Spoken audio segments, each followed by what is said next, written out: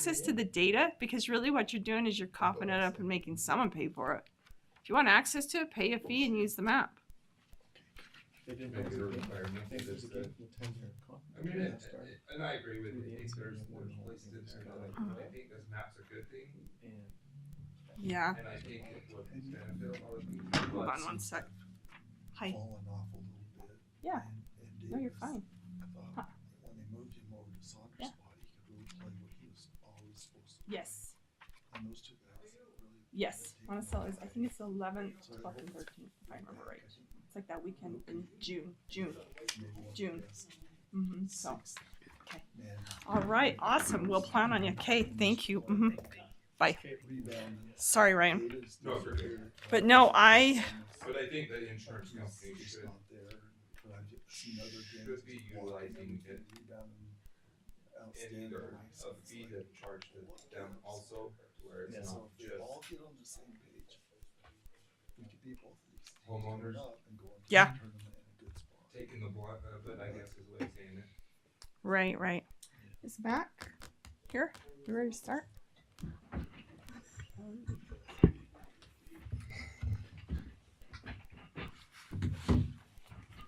Oh, here he comes. Good morning. Good morning. You ready, Matt? It's almost like 30 seconds. She takes it right down to the second. Well, the, No, I do. 10:59. Just like the evening news. Okay. Lots of time. Let's start. Our audio is on. We good? Are we streaming? Okay. All right, welcome to our Board of Commissioners meeting. Today's date is March 3rd, 2026 at 11 a.m. I'm going to call the meeting to order so we can get a roll call. Commissioner Stubbs here. Commissioner Mon here.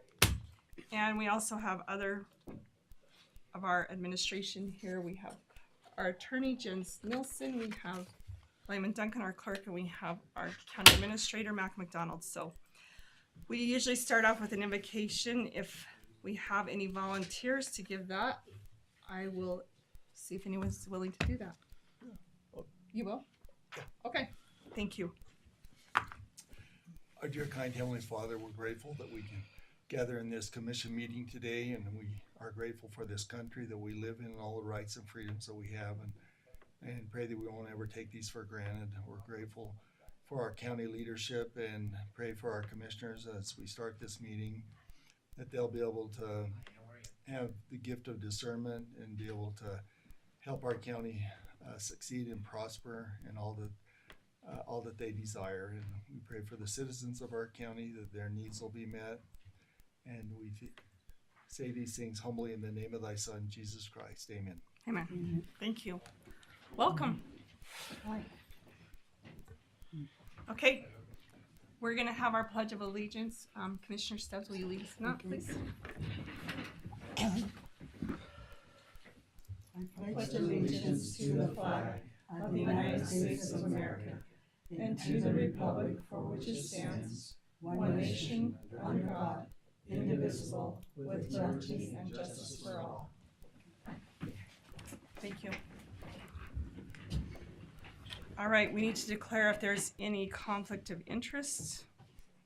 I found none. Okay. Looking at the agenda. There is one possible regarding the fee compensation, but I believe that item will most likely be postponed, so. Okay, Which item is that? that will be number 28. 28. So we'll see when we get there. Okay. We'll move to the public portion of our public comment. Let me just read our statement. The purpose of the San Juan County Commission meeting is to conduct business in a public setting as provided by law. We truly value and welcome public comment as it gives citizens an opportunity to share ideas, concerns, and suggestions that strengthen our county.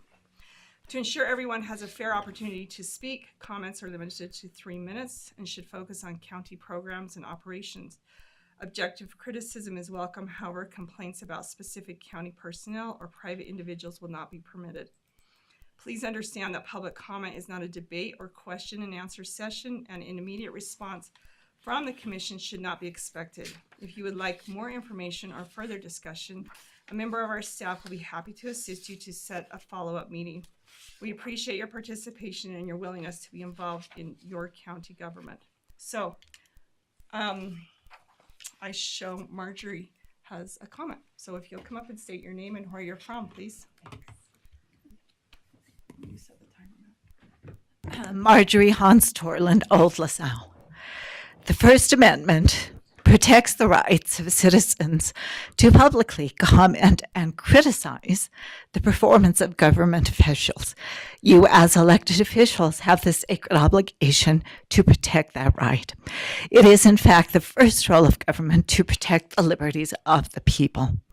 Silencing peaceful dissent is unethical and becomes especially problematic when it takes on the appearance of deflecting legitimate concerns about actions, policies, and behaviors that are overreaching, unjust, or have the appearance of undue influence and hidden agendas.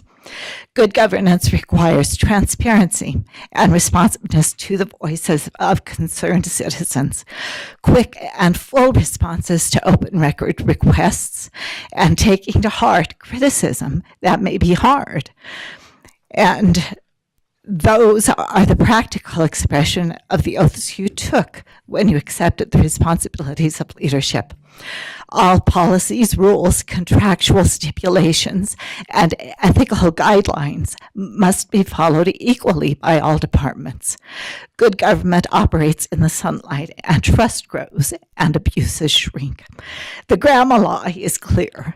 Every person has the right to inspect and copy public records. Your own commission procedures remind you that even electronic messages between county officials are public records. Delaying or denying legitimate grammar requests is a breach of law. Finally, in relation to item 28 on today's agenda, elected officials must avoid both actual nepotism and the mere appearance of it. San Juan County's personnel policy commits fully to Utah Code 52-3-1 through 52-3-4, which forbids public officers from supervising relatives when public funds are involved. The policy goes further. It strives to prevent favoritism or patronage to relatives or close friends in hiring, promotions, or contracts. And it discourages family members from working in the same department or under the same supervision. San Juan County currently suffers from a severe lack of trust, and the people of San Juan County are watching. Honor your oaths. Defend the First Amendment. Respond to grammar requests promptly and completely, and keep your administration free of both nepotism and its appearance. Thank you. Okay, thank you. Do we have any online? We have one person online. Rebecca, did you want to make a public comment? Or are you here for your item? Good morning. No, I do not. Okay. Thank you. Okay. Seeing that we do not have any others, we will move to our consent agenda. Okay, the first is approval of $18,589.27 in small purchases, $65.85 on a Sapphire infusion IV pump for the EMS, $12.99 on the Phoenix and protector front mounted set, $15.69 on a turbo, $11.29.14 on a pipe exhaust, $31.76 on a rammer with Honda GX100 for the road department, $48.30 and 69 cents on 24 locking device key panel clear door for the sheriff's department. We also need approval for commission work session meeting minutes and commission meeting minutes on February 17th. Approval of the check register for January 17th through February 20th of 2026.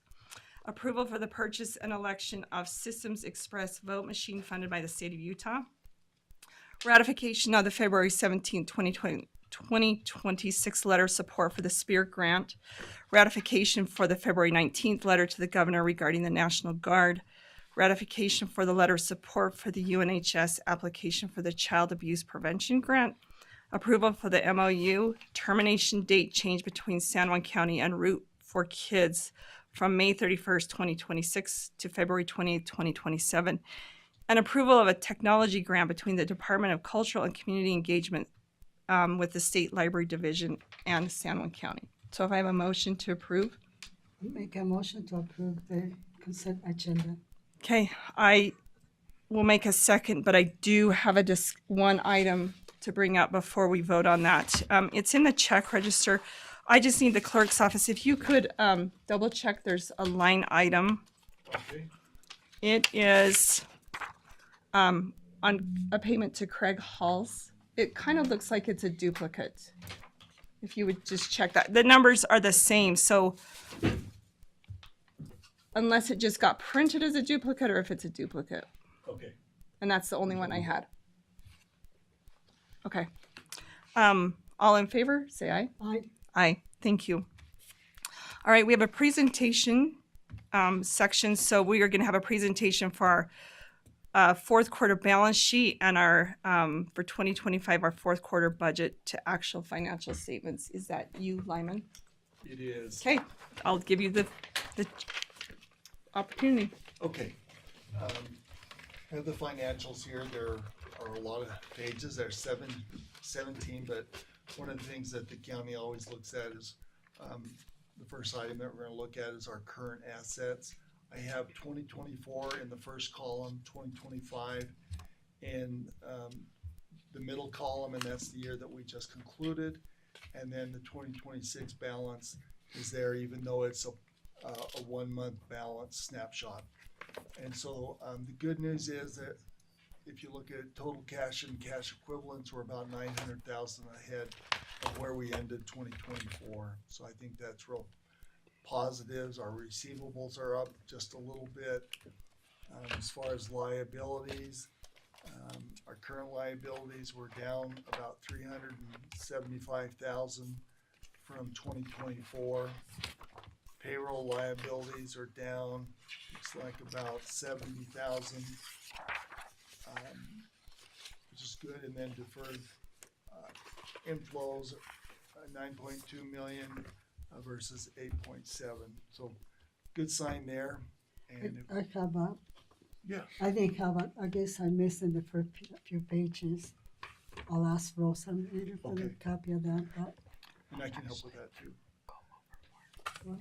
That one is the check register. Go over. If you want to I did the also one. go to page, looks No. like The 4. check register. This is the Let's see. road department, and their cash in 2024 was 17.9 million. It has increased to 19.9 million for 2025, and so that's a real positive. Receivables are the same. Gravel stockpiles are the same. That will be audited pretty soon, so we'll get a more current number there. Liabilities have decreased from almost 800,000 to 73,000 for the road department. So they're doing very well and in a strong cash position. Same with the MBA fund, Municipal Building Authority. They're in good shape. If you drop down to Public Health Fund, I've got their cash and cash equivalents listed here. 2024, and this is page 6. You can see that their cash at the end of 2024 was 430,000, and 2025 it had dropped to 154,000. So, do we know why how did we go from, it's because of COVID? It looks like undeposited receipts has dropped from $376 to $244, and I would guess that something is there, either a revenue hasn't been recorded. So undeposited receipts would be checks that we receive that we're holding and waiting to code, and they haven't been Okay, entered into the system. So it could change fairly quickly in the next quarter. okay.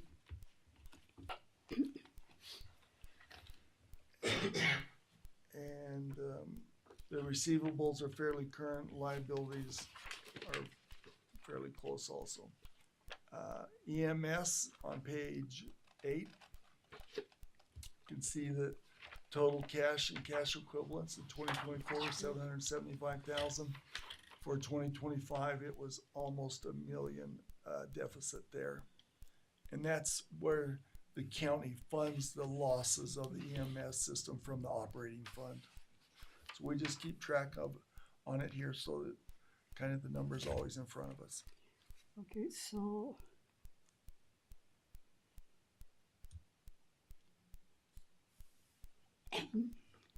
I know that there's a bill going through about, I think it was introduced by Congressman Logan Manson, and where if you misuse the ambulance used as a taxi, you'll be penalized. The problem is that we making a decision for the driver of the ambulance or whoever's there to say, okay, what if this person's really having a heart attack this time? What if this person is so? It's a position from that group saying that they should not be the one checking that, and it's one that I don't know if has support in that in the Congress, but I don't know. This week probably will know more what passes and what doesn't pass. But And Jeremy had talked a few weeks ago about increased revenue coming in from some of the new changes to the payer mix. yeah, And I think that'll help the county and potentially any if we sales tax or anything like if we that can could also implement make a some difference. of those sales taxes and Yeah. things. So that might be able to help pull that down and help their department become more self-sustaining. Okay, and then we go to the jail fiduciary fund. Not very many changes there, so that looks really good. CRA fund, no changes for the most part. And capital projects fund, it's had some changes, but it's also due to the drop in balances is due to the construction that's going on at the public safety building and the fees being charged by architects and others to help develop the building itself. I do have a question on that, Mac. Mm-hmm. So maybe it's with that department, but they had that plane and we had that money for that. I see that that's at 25,000. I thought it used to be at 200, about It's in 200,000. So in the capital fund? I believe Is that where that's at? Yes, Is in the capital? yes. But I noticed on our sheets that it's like at 25,000. We'll go over it and I'll point that out. I think I can point that Okay. out if it's on here. But this one here is commissary, You're right. and so Right. kind of separate. Okay. So we deal. did pull it away from the Years ago. from their fund and put it in our general. Yeah, it's been in there for 5 years in Okay. capital fund. So when we get down to that, we'll point that out. Okay. Thanks. So is that why the projection is going higher in 2026? Is that because On the inmate fund, jail. yeah, I mean cash, that is income coming in, I guess, but in 24 was around 219,000, and 25, 25th was 256,000 around, and now for 2026 it's 272,000. I think it's based on, or what I would think the change is based on occupancy rates in Okay, the right jail. now. And I know that they're running about 90 right now. I saw that on a report. So it's pretty high. I've seen it over time as low as in the 60s. Okay, So it's kind of a full house over there. And they bring their money with them, and the jail manages it so they can buy pop and candy and books and different things like that. Okay. So, right. Okay, and then the capital projects fund on 11. This is related to the expansion of the jail and the remodel, which is why it has dropped from a positive cash to a negative. So it's just timing on the inflows of the money and outflows. And Maca, they're still looking for more funds for the jail. We are. Okay. Then Road Capital Fund on page 12, not a lot of changes there, just a slight increase. And so, landfill on page 13, had a slight decrease of about 200,000, and I think that's probably related to some of the effort to close one of the cells that they have. So they are using their money, and that's what it's for, is to close the cells. And so they look pretty good. Liabilities are consistent and so on. Tort liability had an increase in 2025, page 14, sorry about that. An increase in the deficit, and it's projected to be a little bit higher in 2026. I don't know much about this fund. Tort liability Yeah, itself. This is where we pay our insurance, Okay. USIP from, and so we have this expenditure in there. Anything that the airport insurance comes out of this as well. And so if you think of a legal tort issue, that's kind of what these come out of. okay. All right, thanks for explaining. It's a transfer out of general fund to here. And taxability trust fund on 15. This one here is that this is the legal requirement that we have to maintain a tax stability fund. It's an account that was created years ago, back when Marcia Shimway's father, was it Black? How Black? He helped install this mechanism throughout all the counties in the state of Utah where they have a requirement to put funds set aside based off of population into a tax stability account. And that fund, we've met the obligation by state code to put as much funds as we had to in this account, and now what we collect is the interest off of this. To ever get into this account, it used to take a act of the citizens. You'd have to put it on the ballot to be able to open this account, but the premise was if the county ever got into trouble, we had this fund set aside, that kind of like a rainy day fund that we could access based off of citizens' desire. So it just sits there and collects interest every year. That's for our Raymond James, that's our Raymond James and our investment. That's, I funds. think so. Some of it. Yeah. Is that 'Cause all of that's it or been on- some of it? All of it should Yeah, be should in match if we here. itemize it out. Okay. Okay. Any other questions? Next quarter, I'll bring the revenue side along with the assets. So are we gonna see other departments too, or just this This, much? you want me to bring It's the the funds. Well, departments next? in 2 Yeah, I weeks? think we should see how we're doing in different departments and.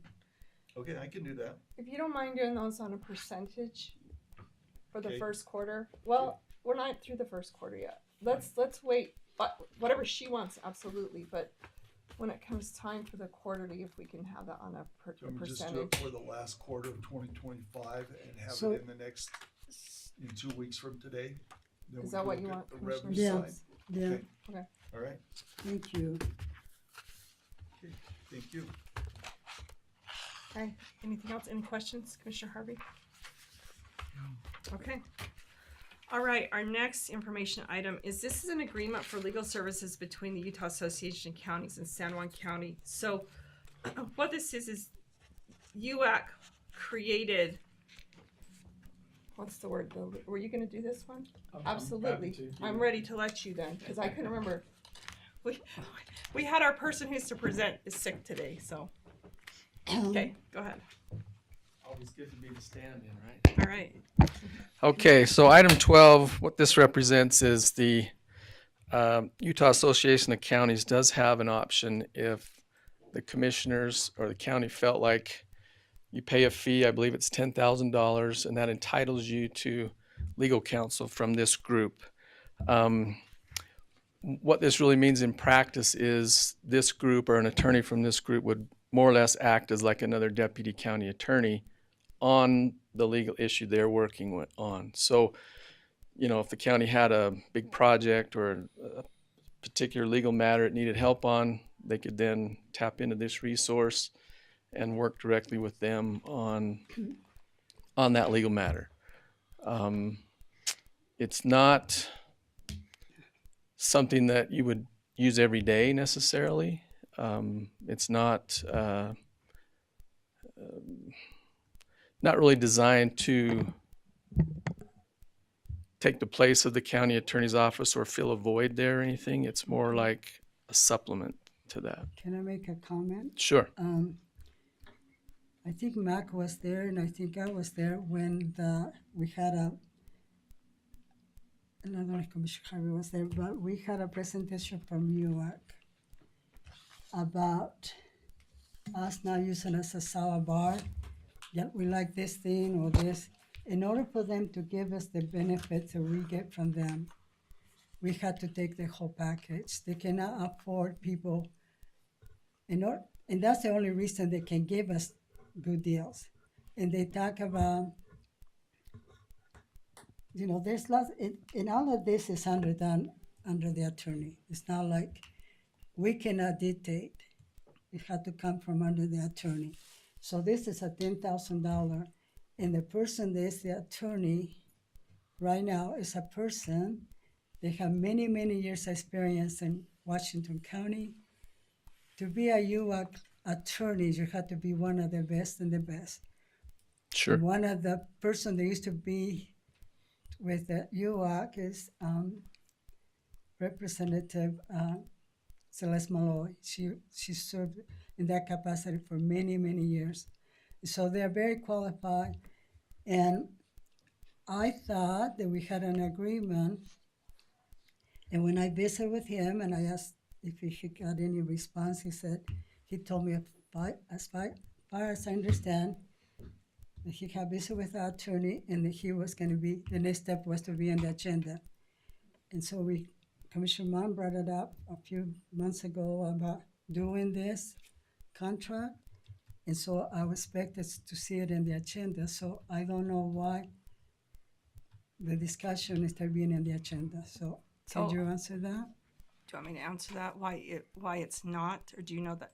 Are Sure. you good at that? Okay. You Sure. go right ahead. Yeah, no, if you go want. ahead. So the reason that is not is because in conversations with the attorney's office, we have the attorney and two deputies. So they feel like it's what their load they're handling is sufficient without having to use the services. Like he mentioned, if it was something that required the services, then that would be under their scope and their decision, which is fine. But according to the load, they're able to handle that. And the other reason it's not as an action item is because this would require a budget adjustment because it's $10,000 out of the county attorney's budget to support this agreement. So it can't be as an action item. But it's a pretty good deal for $10,000 though. If they use it, that's the whole thing. If they're willing to use it, but according to them, I think that there's lots of little things that having somebody that can quickly look at a document and say, yeah, this is okay, it's not okay. And to me, the way I saw this is a big opportunity for our attorney to be able to consult and he can quickly answer question and fix this. And so to me, it's a worthwhile $10,000, especially when we were in the presentation, when we were told that the reason they give us benefit for us to stay a little America for very cheap, and we can have all this benefit that UAC is doing for us, that we need to get the whole package. So we can't Sure. just. Well, it's a And I don't know where the $10,000 comes, if we add it to the contract that we have to pay. I don't know if Mac knows how that would work out or come from the budget. They said it is not a fee. I've spoken with UAC. This is not a fee. So we pay a UAC fee, but this is not a fee. This would have to come out of the county attorney's budget. So that would require a budget adjustment if that's what that department feels they would like to do. Can you tell me who you visited with? I spoke with Brandy, I spoke with Eric, and I spoke with Katie, and I spoke with Eric again. Do we have anything in writing so that we can read it and be able to read? Well, if you want, when you're up there, if you want to talk to them about that again, you're welcome Okay, to. I just visited with Eric last Yeah. Friday, and he didn't say anything. He just said was his understanding that he would be on the agenda. Well, yeah, for us, it's, I mean, Yeah, so it's I a just money, had to it's a money clarify. decision Money for you all to decision. make. If you want to spend the 10,000, then, it's up to you. Anyway, so, Commissioner Harvey, do you have any thoughts on it? Thank you, Madam Chair. I know this is a price tag that we're looking at right now. We haven't really sat down as commission, as administrator, to talk about the priorities as a county in coordinating various activities we want to focus on.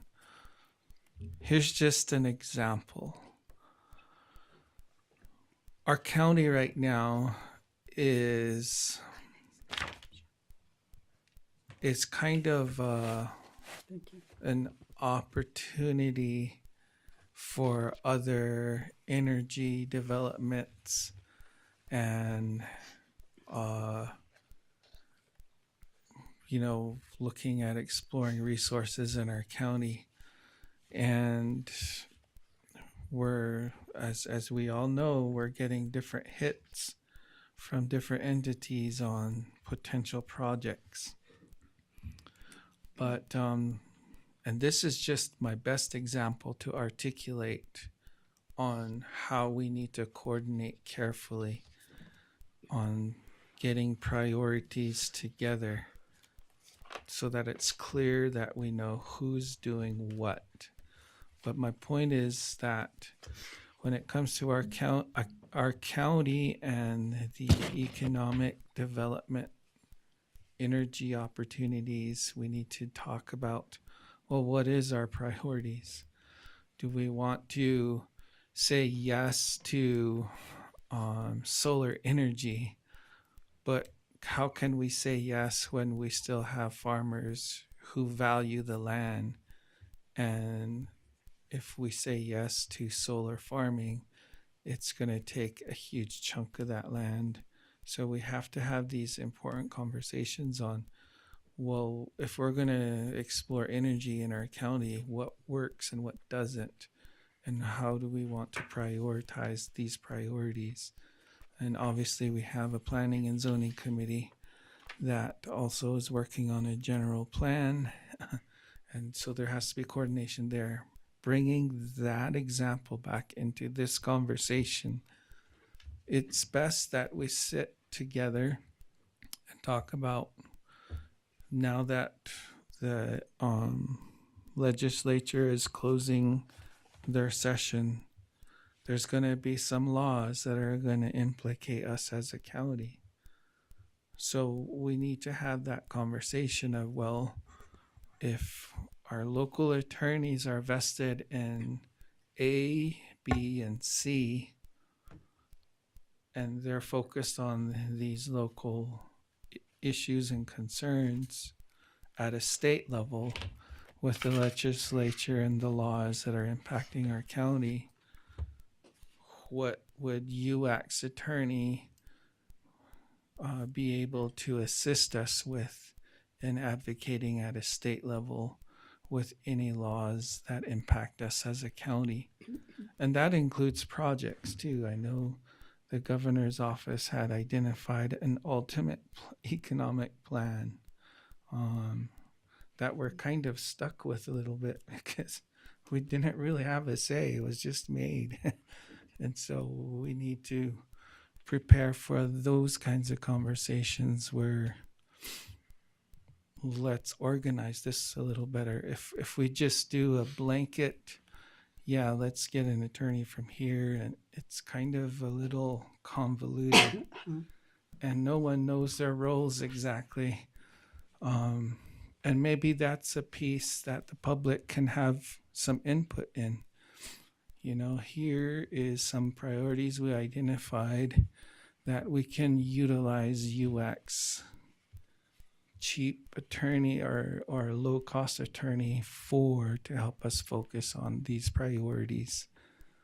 Is there anything we're missing, public? What are your thoughts, kind of a thing? I think that's where we can benefit from what we want done, as opposed to let's just pass this and not have a conversation about who's going to do what. We don't want to convolute the conversation that way. That's my best response, commissioners, and it's worth giving the public an opportunity to also be part of the conversation. This is the commission. Here's our local attorney's focus, our county attorney's office focus. Now we're turning our heads to the state and the laws, and here's how we would like to prioritize UX attorney and service. This is why we're spending this amount of money, so that we can have this attorney focus on these priorities. And one other thing to note is that this attorney cannot be accessed from any of us. So like I can't call and access the attorney. The only access that can happen is through the county attorney's office. So if one of us or anyone is to call UX attorney, they would have to deny the conversation. All those conversations only go through the county attorney. So just to make sure we all understand that. I have a question, madam. Go ahead.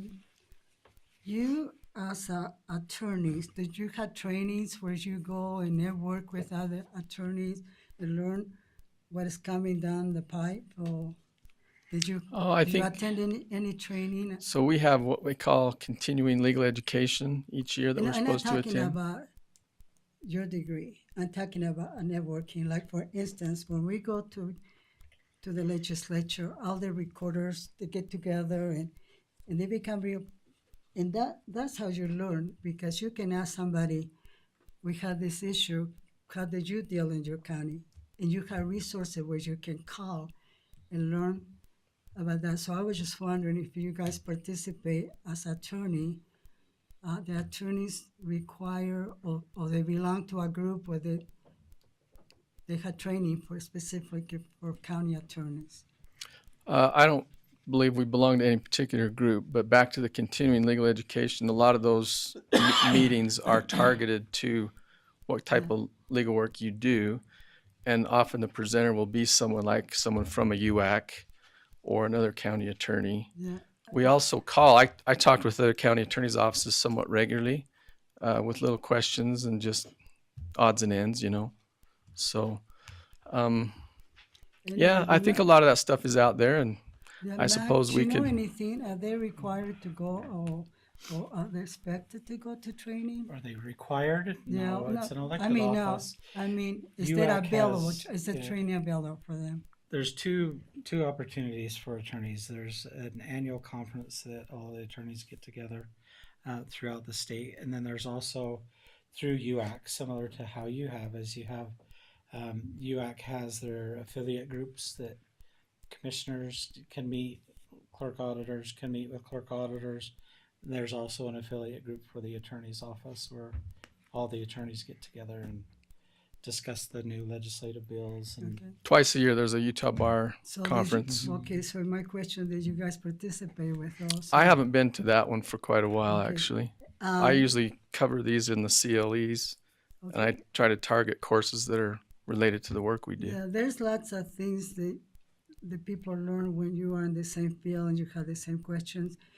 For sure. You make, not friends, but you make people that you can call and work with, and it's those things are very, very important. Well, here's an example of, I think, what you're talking about. So they have, for example, new prosecutor training. It's a week long. It's in Logan. I have been to that. Once you go to that once, you have these connections with all these other prosecutors. So I guess that's an example of some stuff we've done. The reason I asking that is because I have been, this is my 4th year going to the legislature. And about 2 years ago, we had about many, many people that retired. And there's quite a few that are naming they're retiring this year. And things up in Salt Lake have changed quite a bit. Right now, it seems to be lots of bills are passing, trying to basically, there's more control for the counties. And so that's what we do when we go to those meetings, is trying to limit the power grab that's coming from the state. Another thing is happening that I noticed, and it's getting harder and harder for UAC to fight for us. Because before they sat there, now they had to be missing meetings just to go and talk to the legislature, they're passing law. It seemed to be a popular thing to have a bill under your name. It doesn't matter if it's good or not, allowed to pass, you can satisfy that Sure. you have passed a bill and it's in your name. And we had several of those bills that passed, and then we start thinking, hey, how do we fit this in our counties? And they become laws. And so, and it's not gonna get better, because this year there'll be more of those experience, the ones they ask questions. There's 2 things you can do going to the Congress, to the Hill. You can use it as building friendships or whatever, or you can use it for networking. And I noticed that the longer you are there, the more opportunity you have to work with other people, and they call you, and you get to participate. An example is Celeste Meyer. She's one of the King County Commissioner. They had the biggest fire in the still burning places in the Grand Canyon, and it devastated the economy. She knew that we had a fire. We had a little fire. We don't qualify for anything, but a little fire. She included, because of our, I don't know if it's a friendship, but it's the connection. She included me in that project, working with Coconino County. I was at the legislature, and I was trying to find one of the ladies I've been working with, and I happened to find her, and she's a member of this big board that had to do with disasters and things like that. And as I approached the room where she was at, there was Celeste Malloy, and we were able to give her some requests, because we want help with fire that doesn't matter the size of the fire. Sure. And so, and it was nice because she said, I am on it, I'm working on it. And so those are the little things that happen just from building this relationship. And so I think we need more of that if we're gonna protect the county, as it's gonna be more and more things decided up north that affect our county. Sure. If the commissioners would like to have the legal department get involved more with some of these things, we're at your service. Okay. Thank you. Yep. Appreciate it. Yep.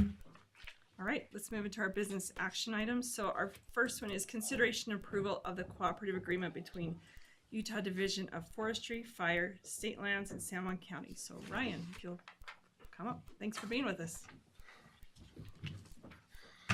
Good morning. Ryan MacArthur, San Juan County Fire Warden. We're here just to present. So the 2026 cooperative agreement has been submitted to you guys to sign up. It's dealing with the cooperative wildfire system, the program that the state puts on. This is an ongoing contract that we have set up with you guys in the past. It just is up for renewal for a 5-year agreement. Any questions? Any questions? Okay, so I'll entertain a motion to approve. Hey. It's just a side shuffle. That's all I can do. Sorry for bringing it up. You're good. You're all good. It was a Do you beautiful know? dance. Do you know Smokey the Bear? I've met him once or twice. Maybe you can invite him to the next We'll see what we can do. motion to approve. Okay, do I have a second? I have a second. I'll second it. Okay, all in favor? Aye. Aye. Aye. Thank you. Thanks. All right, consideration approval to purchase culverts for the road department. Todd Adair. This is just, we're got some projects we're doing, restocking. These are some big culverts, as you noticed, if you look at the list, and then there's some little stuff. So what we do when we do this is we stack them inside of each other. So cuts down on, basically we get free freight on it when we do it this way. So we don't have to pay for freight. And because of the purchase and the size of them, it's cheaper than our local vendor that we have with how big they are. And so we've got some issues up on our Bug Point Road where our big culverts have just rotted out. And so we're going to have to do some fix before the road disappears. So that's what this is. Okay, any comments? I just thought about, just for the people that, I don't know if you have many people in line, but what is the process when you gonna spend some money? What's your process you go through in order to, I mean, who did you go to when you come, you want to spend money? Do you just do it, or? So what I do, well, before the budget of the year, I look at our projects we have coming up. Okay. So I put all that, the stuff that we can foresee in, and we also have the unforeseen issues that we have. So like this project is something that we looked at last fall because we had some issues. So we went up and we evaluated everything. And we do that with our roads. We do a road inventory every year. Mm-hmm. We go out, we look at our roads, we look and see, hey, these are some category 1 that we're going to have to fix coming up. And so that's what this type of stuff is. So we have multiple roads. So we put that in our budget, and then when time comes, spring comes, to where we can go work on them, then we order the stuff. There's a purchase, you have to do purchase requests? Mhm. Or how? Well, that's what this is. So we get a bid from the different vendors. So you come from the budget to us, or is anybody you go in between to check and see if we? So No, not really. I guess I'm the question in-between guy, I guess. And so No, I know question because you are one of the biggest, budget. And I know you have the money. I just want to see. Okay, you are department. You're not elected official. So how do we? What's the process when you want to spend the money and what you have in the budget? You just do the purchase and do it, or anybody signs them for you, or just you guys sign it. So yeah, I come up with the projects that we need to do, Okay. have the budget in there, So bring Mark it to is you not guys. involved at all, or? Not when it's over in our purchasing policy. Once it's over a certain amount, it comes to you guys. There's a certain amount that I go to Mac. So when you do your consent agenda stuff, that's stuff that me and Mac do. Okay. When it's above that, then it comes to the commission. Now, $82,000 is a lot for me to Okay, sign off. yeah, that's what I tried to It understand goes to how you. the process. and so is. if you look at, I mean, they're by the foot is what we buy these Yeah. for. And so, but yeah, we have conversations. He's my boss about, if we have certain projects and stuff, but this is, like I say, some needed things. And then we have an inventory that we'll restock. Well, thank you. I mean, I just trying to learn. But yeah, when it's that high of a price, then you guys are the ones that I come and beg for money from. Basically to use what we approved in the budget. I don't think you ever be coming begging for money from us.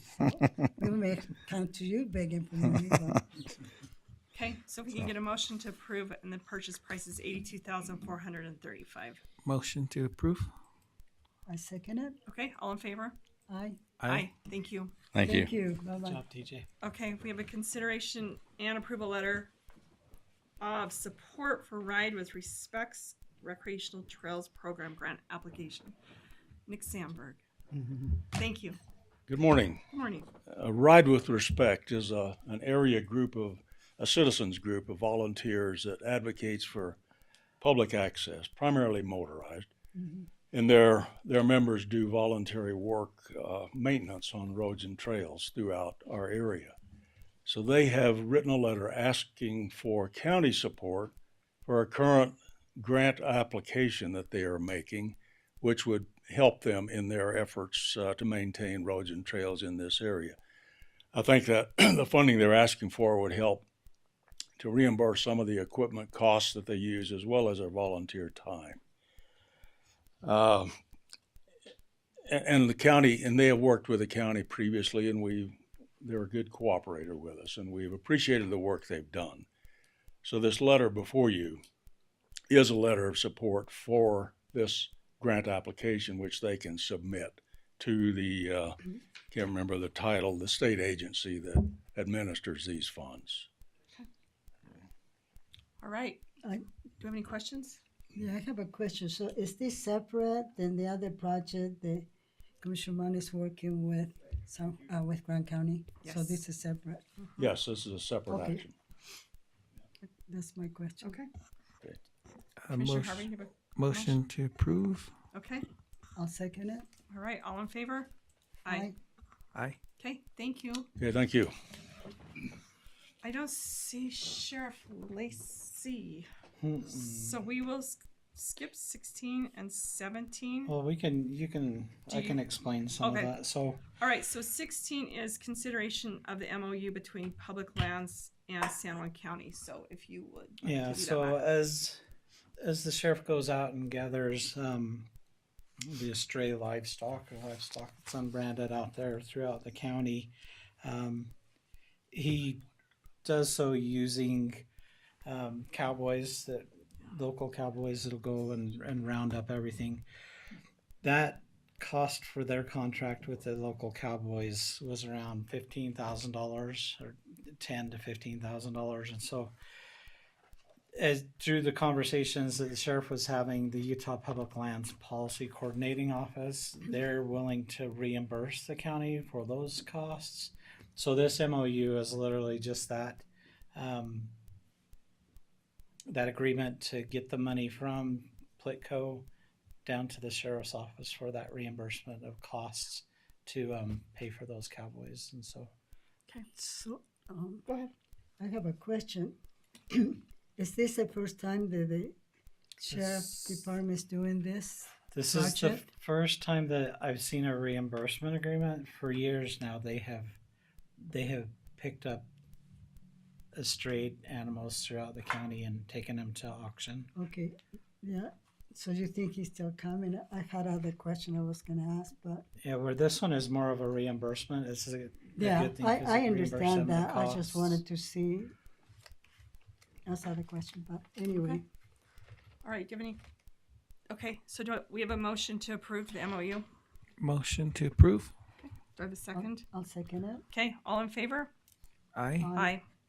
Okay, and the other one is consideration approval of the cooperative law enforcement agreement between the United States Department of Agriculture, Forest Service, Manti La Sal National Forest, San Juan County to enhance state and local law. So, Okay, every year the county contracts with the Forest Service for policing services that we offer. It's the law enforcement that was provided to the Forest Service and Forest Service lands throughout the county. So really, it's an annual agreement that they will reimburse us back on and pay for that law enforcement on Forest Service lands. So this is just the mechanism to get the funds from the Forest Service. okay. So do we have any questions? I just want to make a comment. It looks like it's just a very, very small amount of money that comes from.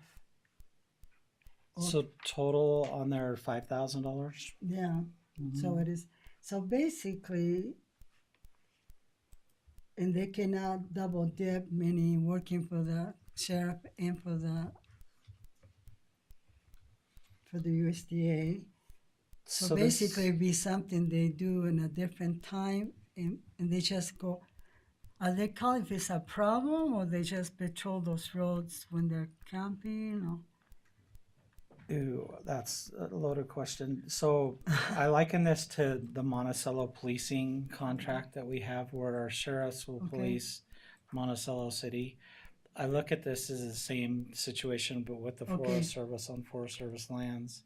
And so it's not a lot because our officers aren't out patrolling the Forest Service lands, but there are times that they do okay, get called out there and do respond to those Forest Service calls. And so this gives us that reimbursement back from the Forest Okay. Service themselves for that policing that takes place. And so what I watched every quarter, the sheriff's office will submit, or the Forest Service will submit the invoices through the payment system, and then those Yeah. payments are made throughout the year periodically. okay. I was just questioning because it was so small. I can't figure out. It's kind of And it confusing. sounds We like aren't, it we're can not be the rolled police, over to we the just- next year. We just assist. Anyway, And I actually have run into our sheriff on the Manti LaSalle, over in LaSalle, mountains before. So Yeah. once in a while, once in a Once great in a while. while. So, okay, do we have a motion to approve? Motion. Motion. Yeah, do I have a second? I'll, Sorry. I'll second it. Okay, motion to approve. All in favor? Aye. Aye. Okay. Now we are going to jump down to consideration and approval of the state of Utah contract between Utah Department of Environmental Quality and San Juan County regarding the division of drinking water. And we get Dennis today. Yeah, good Thank morning. you. Dennis Shumway with Public Health. I was approached by the Division of Drinking Water. They were asking for some help in sampling a few of our water systems in the county, Rockland Ranch, Monticello, Wilson Arch, and LaSalle, for what's called PFAS chemicals. They are forever chemicals, chemicals that do not break down over time. They're trying to build a statewide map of where those chemicals might be. It's very low chance that we have them here, but they wanted to get those sampled. They reached out to me, they presented the amount, which Mike and I spoke about what it would probably cost us, and they came in much higher than what we were going to ask of them anyways. So it's roughly 2 days worth of work, twice, one day now, one day 6 months from now, and the amount of $2,800 would be paid to do that. Any questions? No. One quick one. So the places where you sampled, did the state ask you to sample there, or did you randomly pick? Or The state chose the those. state chose So they those? reached out to Okay. all the other water systems asking that they would do that themselves. Mm. And some of them did, other ones say they would like some help. And so those 4 said we would like some help from a local jurisdiction to help us do that.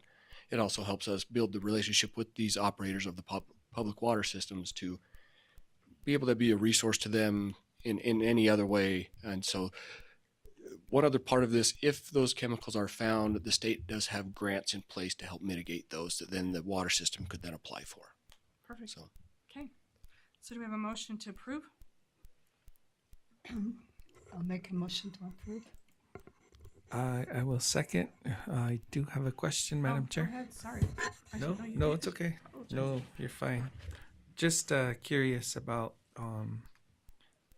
you're collecting the samples. Are you sending them back to the state and they test and then present? they go to Indiana. They go to Indiana. They'll go to Indiana. So they pay the state sends me all the packaging, prepaid, all the things. I just have to take those samples and get them to Indiana, and they'll get analyzed there. Then the results will be sent back to the state and then shared with myself and the local water provider. Okay. Our public health will have record of the results. And Correct. It's just there for public And knowledge. they'll be published online as well as Cool. they're building this big database for all of our public water systems. Okay, that's it. Okay. So all in favor? Aye. Aye. Aye. Okay. Thank you. Can I maybe one other piece of information that it's not, I don't know if it needs to be probably not voted on, just informational.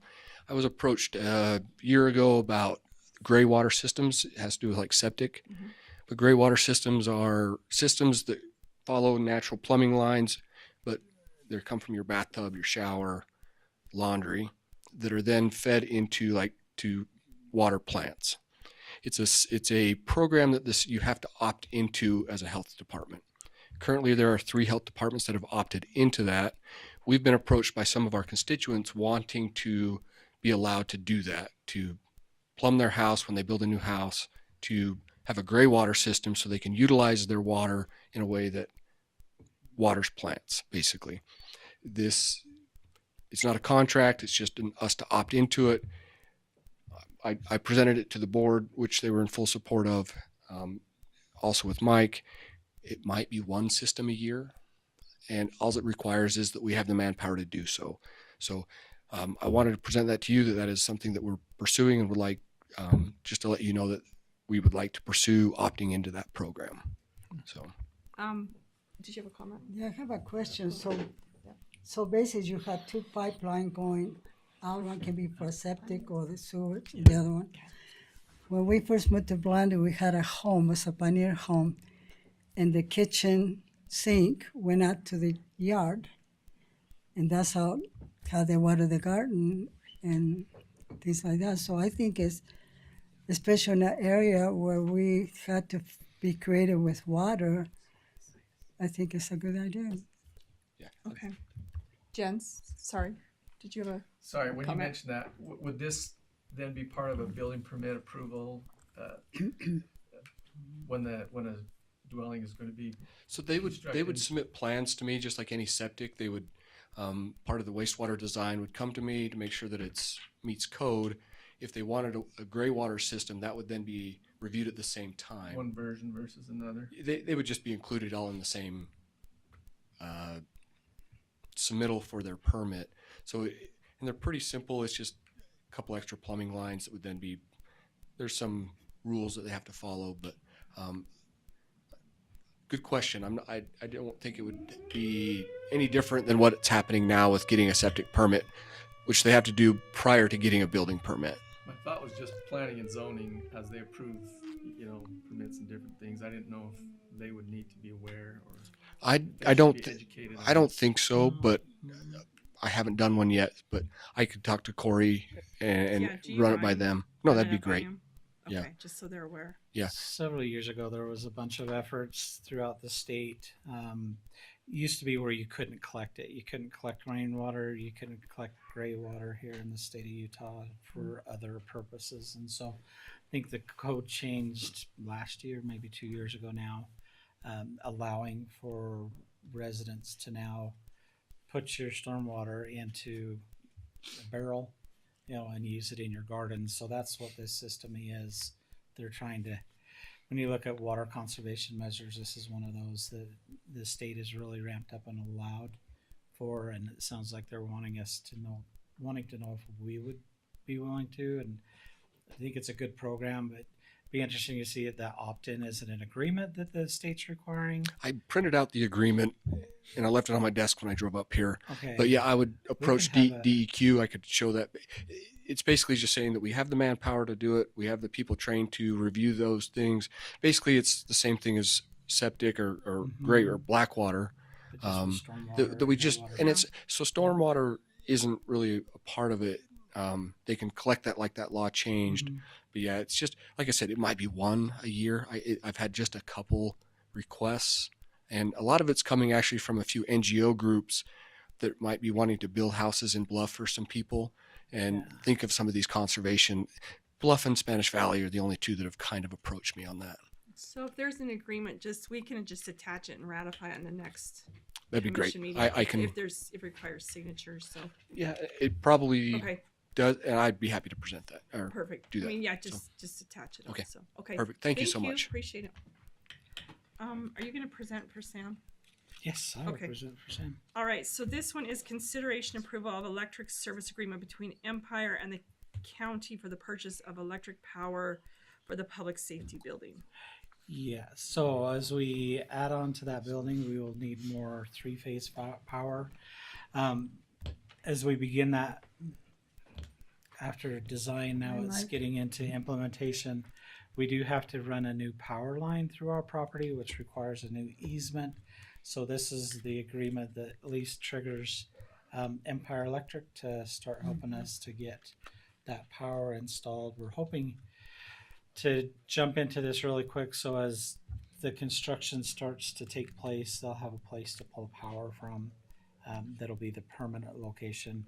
Right now, when we look at the jail itself, we have the backup generator is in the building itself. This is a relocation also of where that backup generator will be located on the site. And so this is just the beginning of the project. Is first you got to get the power there. So that's what this I agreement do is for. have a question. Is there a reason why so many presenters are not here today? Well, I mean, don't they yeah, require a so- notification to notify us? that I don't they're know not about coming? the sheriff. The sheriff stopped by and said, "Here, Mac, I need these on the agenda," so I added them. This one here could be just a communication file. As I initial phases of the construction project, getting the design and everything Well, up and going. I was is me. impressed with the drawings, and I thought maybe he make the drawings. I thought that is No, very but impressive. we're kind of a team effort. We meet each week as a team collectively and try to figure out what we need to do. And this one might just have been my communication to Sam. It's like, okay, Sam, this is now in your court. And so I don't know where he is, but No, we have a few missing, so I was wondering yeah, why they were not here. Yep. But this one, I'm hoping to transition all of the active construction to Sam here on out. So All right, do we have a motion on this agreement? Motion to approve the agreement. Okay, do I have a second? I'll second it. Okay, all in favor? Aye. Aye. 20 through 25 are Talia. So I've seen her. Let's just go to 26 because I've seen I think her. she'll be running- right back. she might be running. Yeah, up she the was hall. in the room. So let's just go to 26 and then we'll jump back. So consideration approval of a notice of award to Black Ridge Consulting for the Wildcat Microfund Business Support Coordinator. Mac, that's yours. Hi, we're just gonna finish 26 real quick. Mhm. Okay, do you want to go ahead on that one? Is this one mine? Yes. 20. Okay, let me. Or is that So Talia's? no, this is mine as well. So as the county issued on the contracts by purchasing policy, if it is a service, then we typically go through an RFQ or RFP process, so request for qualifications or request for proposal. In this instance here for the Wildcat, we're trying to get a consultant to come in and help us with the Wildcat program. This goes back to the economic mobility grants that we received and the spending of those funds. This one here, as we contracted, and if you remember back, no, it might have been a year now, with the Wildcat program, we entered into a contract with them. They also received grant funding for the Wildcat program here in San Juan County. The Wildcat program is essentially, it was based up in Ogden, Weber State. It's a Weber State program that they came down to Blanding and started. Then it kind of fell apart, and then the county picked it back up with Wildcat and contracted with them to host this program. Now that's trying to get a consultant that we will hire that will work the Wildcat program. So the Wildcat program, when you look on a small business standpoint, is as we get a business, a new startup business into the Wildcat program, that consultant will work with those businesses throughout that process of the Wildcat program. We'll kind of teach them on how to be a small business and how to file their taxes or how to register as a business owner, how to develop a marketing plan and get loan funds from. And so it kind of sits with them side by side. This consultant is somebody that will be responding to us, that will run that program for us. And so through the RFQ process, this entity had proposed on it, Black Ridge Consulting. There were two entities that had submitted a proposal to do it. We had found as the selection committee that Black Ridge Consulting Incorporated was the most responsive proposal that we received. And so this is the first notice. So as we go through that RFP process, you have to do a notice. And so we asked the commissioners to approve the notice today. That enters into a period where people could protest against those. If they felt that their proposal was better than this other company, they could have this protest period, but by state law, you have to allow them that protest period. And the next step for us is the actual contract. And so this one here is the notice of award. And then next commission, we will be bringing the contracts to you after that 10-day Okay. protest period. So do we have a motion to approve this notice of award, I guess, consideration Yes, this notice is a of notice award. of Do we have a motion for this? I'll make a motion to approve. Okay, do I have a second? I'll second the motion to approve. Okay, any questions? No? All in favor? Aye. Okay, thank you. Welcome, Talia. Talia. Okay. The first one, consideration approval of an MOU related to the recipients chosen for the 2026 Rural County Grant Program. I'm super excited that this election process is over because that is daunting. But this is, so every year we do write a grant for $140,000 through the state of Utah. And then we create our own grant program to do that. I'm happy, really excited because there was a few changes that we had made per the SED board. And that was one is to increase the span of us visiting across the whole county. And helping people get in. And so we had 39 applicants. We have a tier system. In the tier 1, we had 14. Tier 2, we had 18, which was huge. And then tier 3, we had 7 applicants. They requested a total over $1 million, which I think really does demonstrate the need that we have in our county for these funds. And I am going to continue to pursue more funding if I can for that. And then we did have, I did a typo. No, I did not. For profit, we had 35 businesses apply. And for nonprofits, we had 4, which is something that we have changed over since I started, because what we're finding is a lot of our nonprofits need some foundational support. They weren't awarded this year, but I'm grateful that we're able to include them in that process. And then I'm just asking for your approval for the ones that are listed. I don't know if I need to read them all out. I'm trying to keep it a secret till base camp, you know. So, if you want, we won't read them out. Don't read them out. Keep it a secret. It's a secret. Okay. All right. Anything else on that? I don't think so. I think that's some of the most impactful things. On here, there is an MOU so in the past, what we've done is, thank you. Once we announce to them, then we enter into an MOU for them to receive the funds, and then there's monitoring that Talia will do, kind of behind the scenes. And so we're asking today to approve the template of the MOU with the understanding that and the permission for me to sign those MOUs with the local businesses. You have the entities here, so it's nothing secretive. It's just giving me permission to sign that template once she's ready. And so each of those entities that are awarded will receive that template, and then we'll work on the signatures after that. Okay. Questions? I got some comments. Yes. First, a question, I guess. This is for the whole county, including this reservation. Yes. So it goes through the entire reservation also for our county. One stipulation is they need to be Utah registered business to do that. And actually this year we had 5 Navajo and businesses that did apply and 2 that were awarded, which I think is really kind of cool. That's good. And the other question, your program is an example of how we work with grants. When you roll one grant, you did it planning another, you know. Yeah. And so that, you know, that's one talent. And we have many of those people in our county. They go find their own funds, the library. I mean, I can name many programs. Allison, I mean, they're the ones that pay for their salaries because they go looking for the money.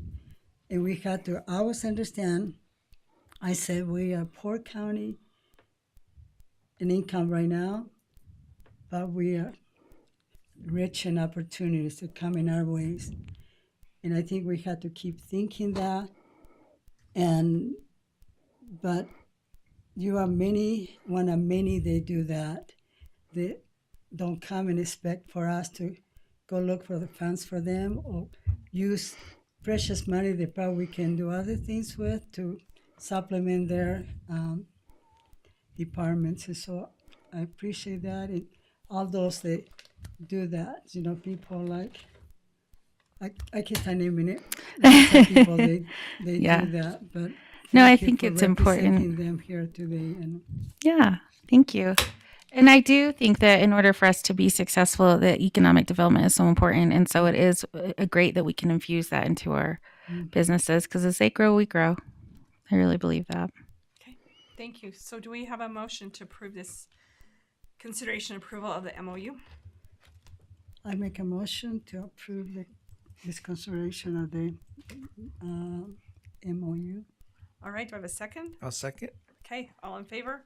Aye. Aye. Did you have any question? Commissioner Hammer looked like he was going to say something. He was looking over me to Oh, see you. okay. I had to just move out of the way. Oh, I see. Sorry. So consideration approval of letter of support for program Earth Climate Smart Community Initiative Grant application. Yes. That's a mouthful. I know. And it was fit a lot of the line. So this is was something that USU Extension and I have been working on as far as biochar and biomass related production that we can do here in the county. And that's really to help not only with our soil, but also our grazing that's a project that we have in our initiative that's going on. So this one is actually, I'm really excited about because the grant funds are here and will be used to kind of give us a framework in two areas of how we can produce that locally. One is focused on workforce. So it will work with a business. And then the other one is forced with community nonprofits to also help us have youth programming so that we have people that are continuing this practice so we have sustainability. So I'm very excited about that. And I also love that we don't have to write all of it and we don't have to manage it. So I think that they're a great partner for us to be able to use. And USU Extension and I are working closely with them. Okay. Thank you. Mm-hmm. Do I have a motion or any comments? No, I just think it's a good thing. And I don't know, eventually, you know, they're going to have a grocery store in the Anath area. And their goal is to sell fresh product, things that are grown in the area. And I think that'd be a good, you know, as you're looking for ideas to keep expanding the program. Yes. In that way, and where they can just grow food that the grocery store is going to buy from them. We would love that so that our foods last longer. Yeah, That would be great. Yes. So do I have a motion to approve?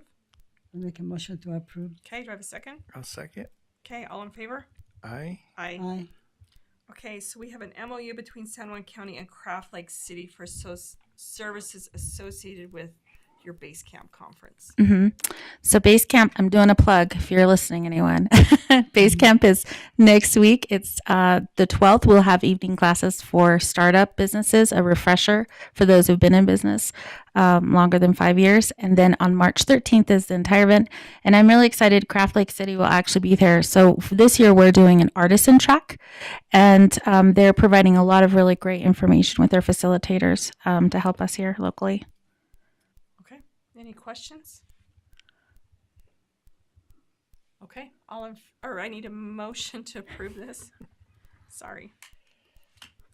Motion to approve. Okay, do I have a second? I'll second it. Okay, all in favor? Aye. Aye. Okay, a consideration approval of the event photography and documentation. Is it Tony? Is that how you say it? Tony. Tony. Mm-hmm. Okay, I've heard it both ways. With Tony Lewis. Sorry. Yes. Go ahead. So with one of the grants that we received from NACO, it's called actually, I don't remember the whole thing because it's an acronym. Rural Leaders for Economic Mobility. Thanks. There's too many acronyms I have to keep track of. Anyway, that allowed us to have a couple of different contract opportunities to document the work that we're doing. So we're actually doing really good work in our community as a case study of how to repair fragmented communication and finding different avenues to do that. So the photography and the documentation is really important for us to have. And so she was the only applicant for this one, actually. Yes. So we were able to move forward with a contract with her. Okay. Do I I have a motion to approve? Motion, Okay, do I have a second? I'll second it. All right, any comments? comment. Okay, go ahead. Just for the record, this is a Native American contractor, so that's kind of cool. That is cool. Mhm. Okay. I'm actually very. Oh, All sorry. in favor?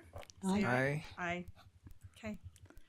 All right, consideration approval of the standard service provider contract between San Juan County and Martha Sagboy as the Navajo Dene, I don't know, Bazan? Dene Bazan. Dene Bazan? Baizad. Yeah, you just say it. Is that how you say it? Baisad? I don't think I've ever said it right. Ask Charlotta Lacey, USC. I'm taking her class. Interpretation consult. So the fact that we all just did this is why we need her. I know, right? I'm She's probably super rolling her excited. eyes. She would listen, I'm sorry. I'm actually super excited about this. This has been something that's been requested often.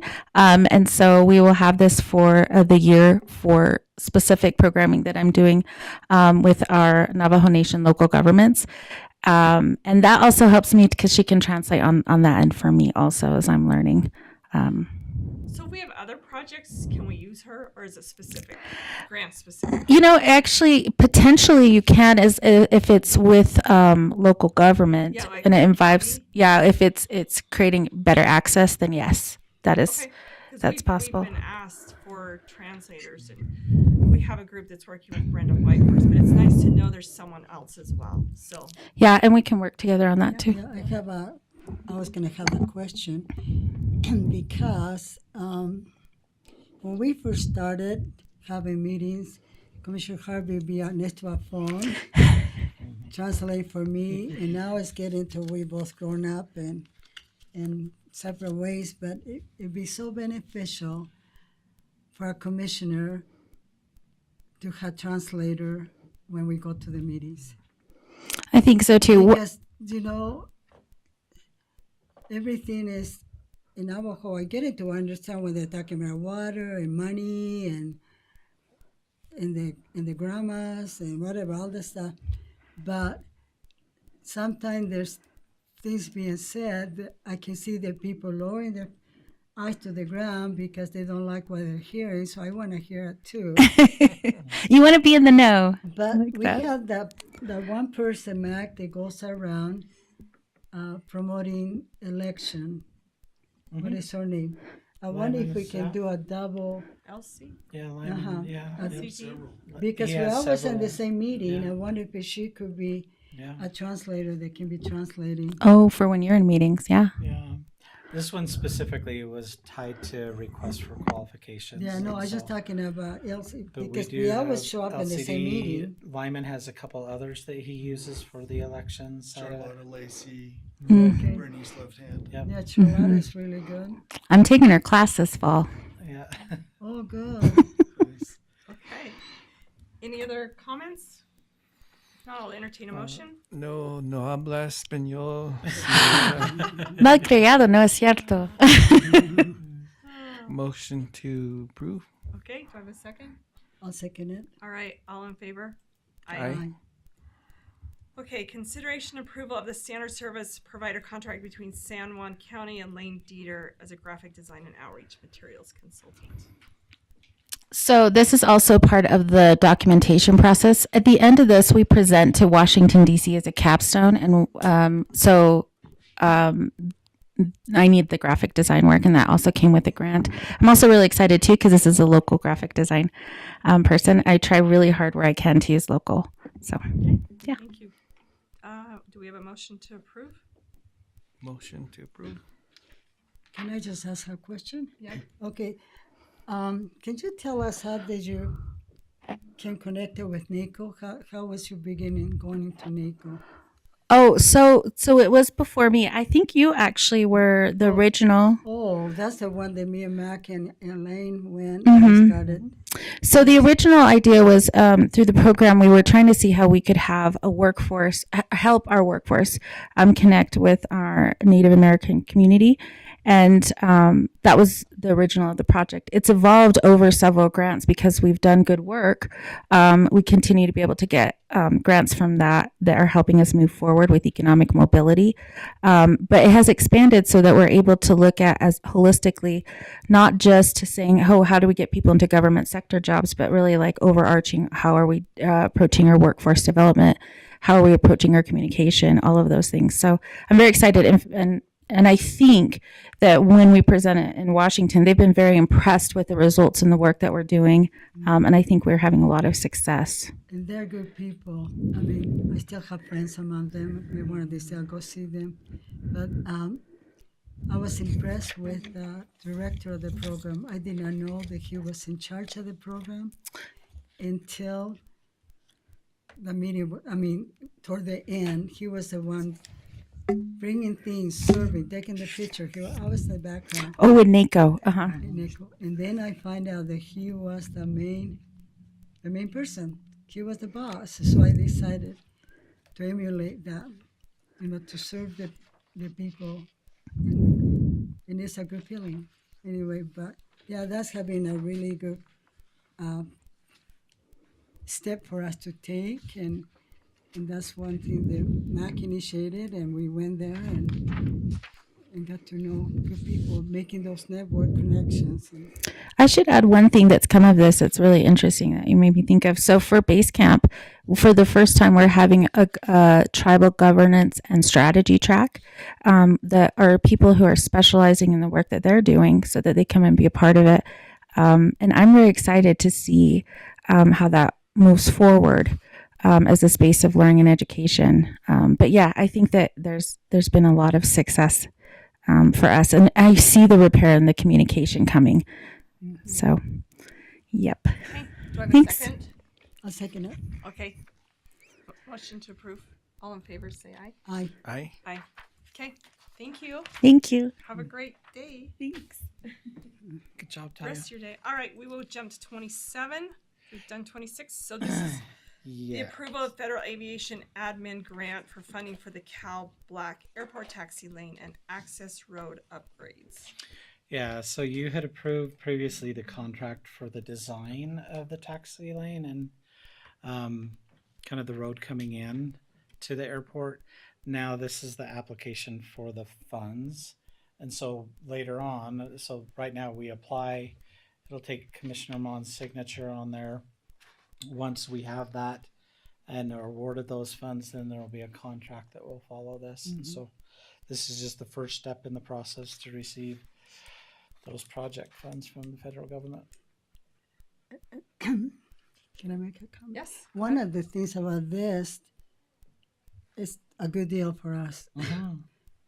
Yes. So absolutely. how many years have we been working on this? Because in this, we only pay a minimum, and it's so good to be taking this opportunity to be working with that airport, because this is for the future, also not for now, but also for the future, where if something happened in the Lake Powell area, it'd be so nice to have people that not only they come with their boats, or maybe they can come and rent a boat and they fly it in with a plane. And so I just wonder how many years have we been working on this project, Forever. So since the 1970s, 80s, when the airport was initiated. So we've been applying and building the airport since then? Yes. And once you take federal funds for an airport, you're required to continue to update and maintain the airport. And so if you think about just the project since you guys have been here, we have updated the weather system, the all-weather system. That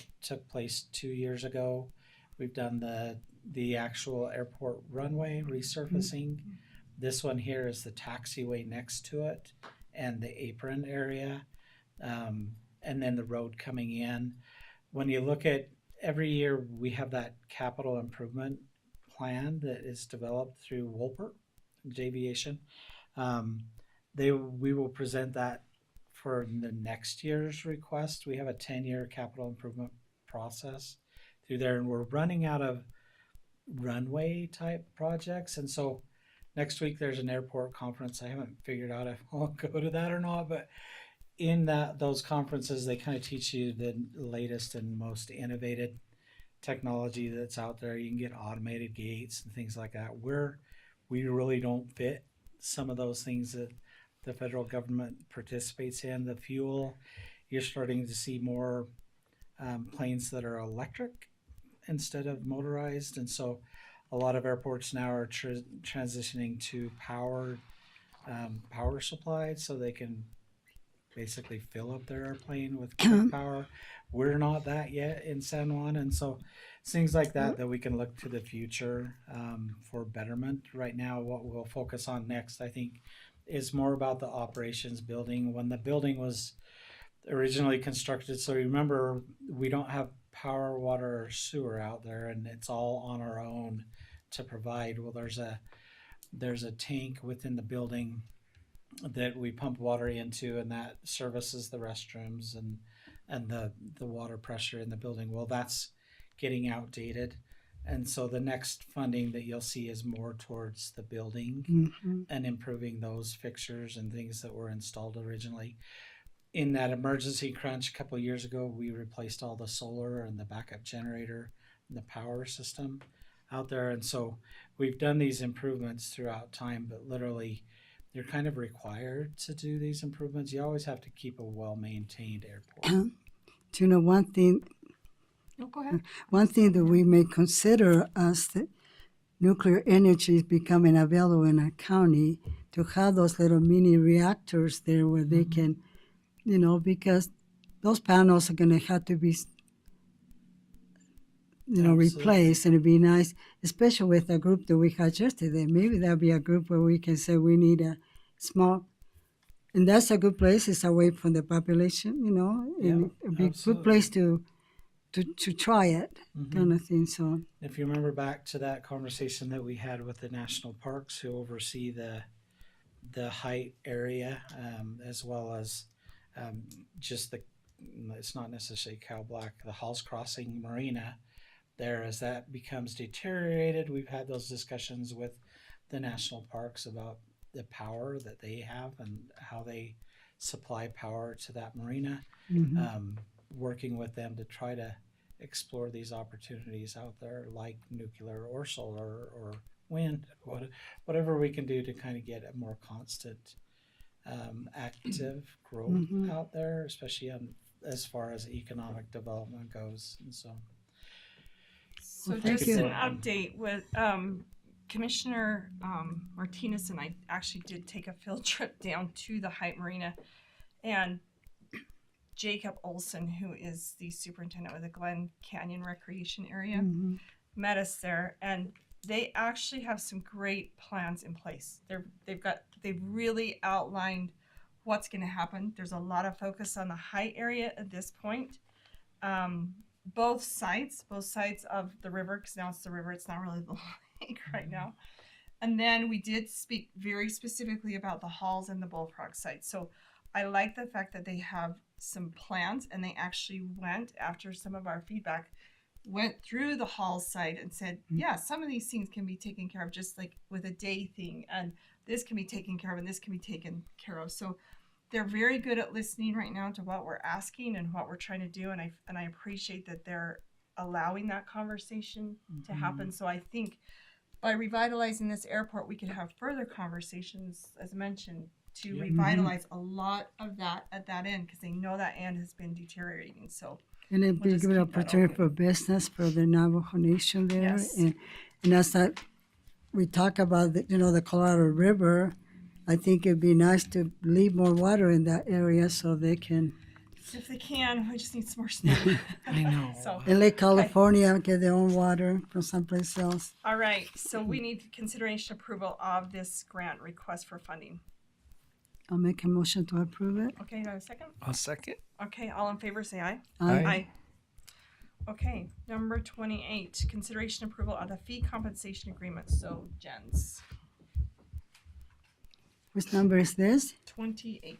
Oh, I thought we were not presenting that today. Well, he's going to give some additional information why we will most likely need to postpone this. Okay. Yeah, so this this item has to do with the long process we've been going through with the Monticello City Justice Court and the San Juan County Justice Court. Before recently, Monticello City had their own justice court and prosecution. They used the San Juan County Justice Court judge for their judge, and they hired an independent prosecutor to do the cases. Recently, we kind of combined all that. Caden's here. He's well aware of it. And what that resulted in was bringing everything under the umbrella of the county. Mm-hmm.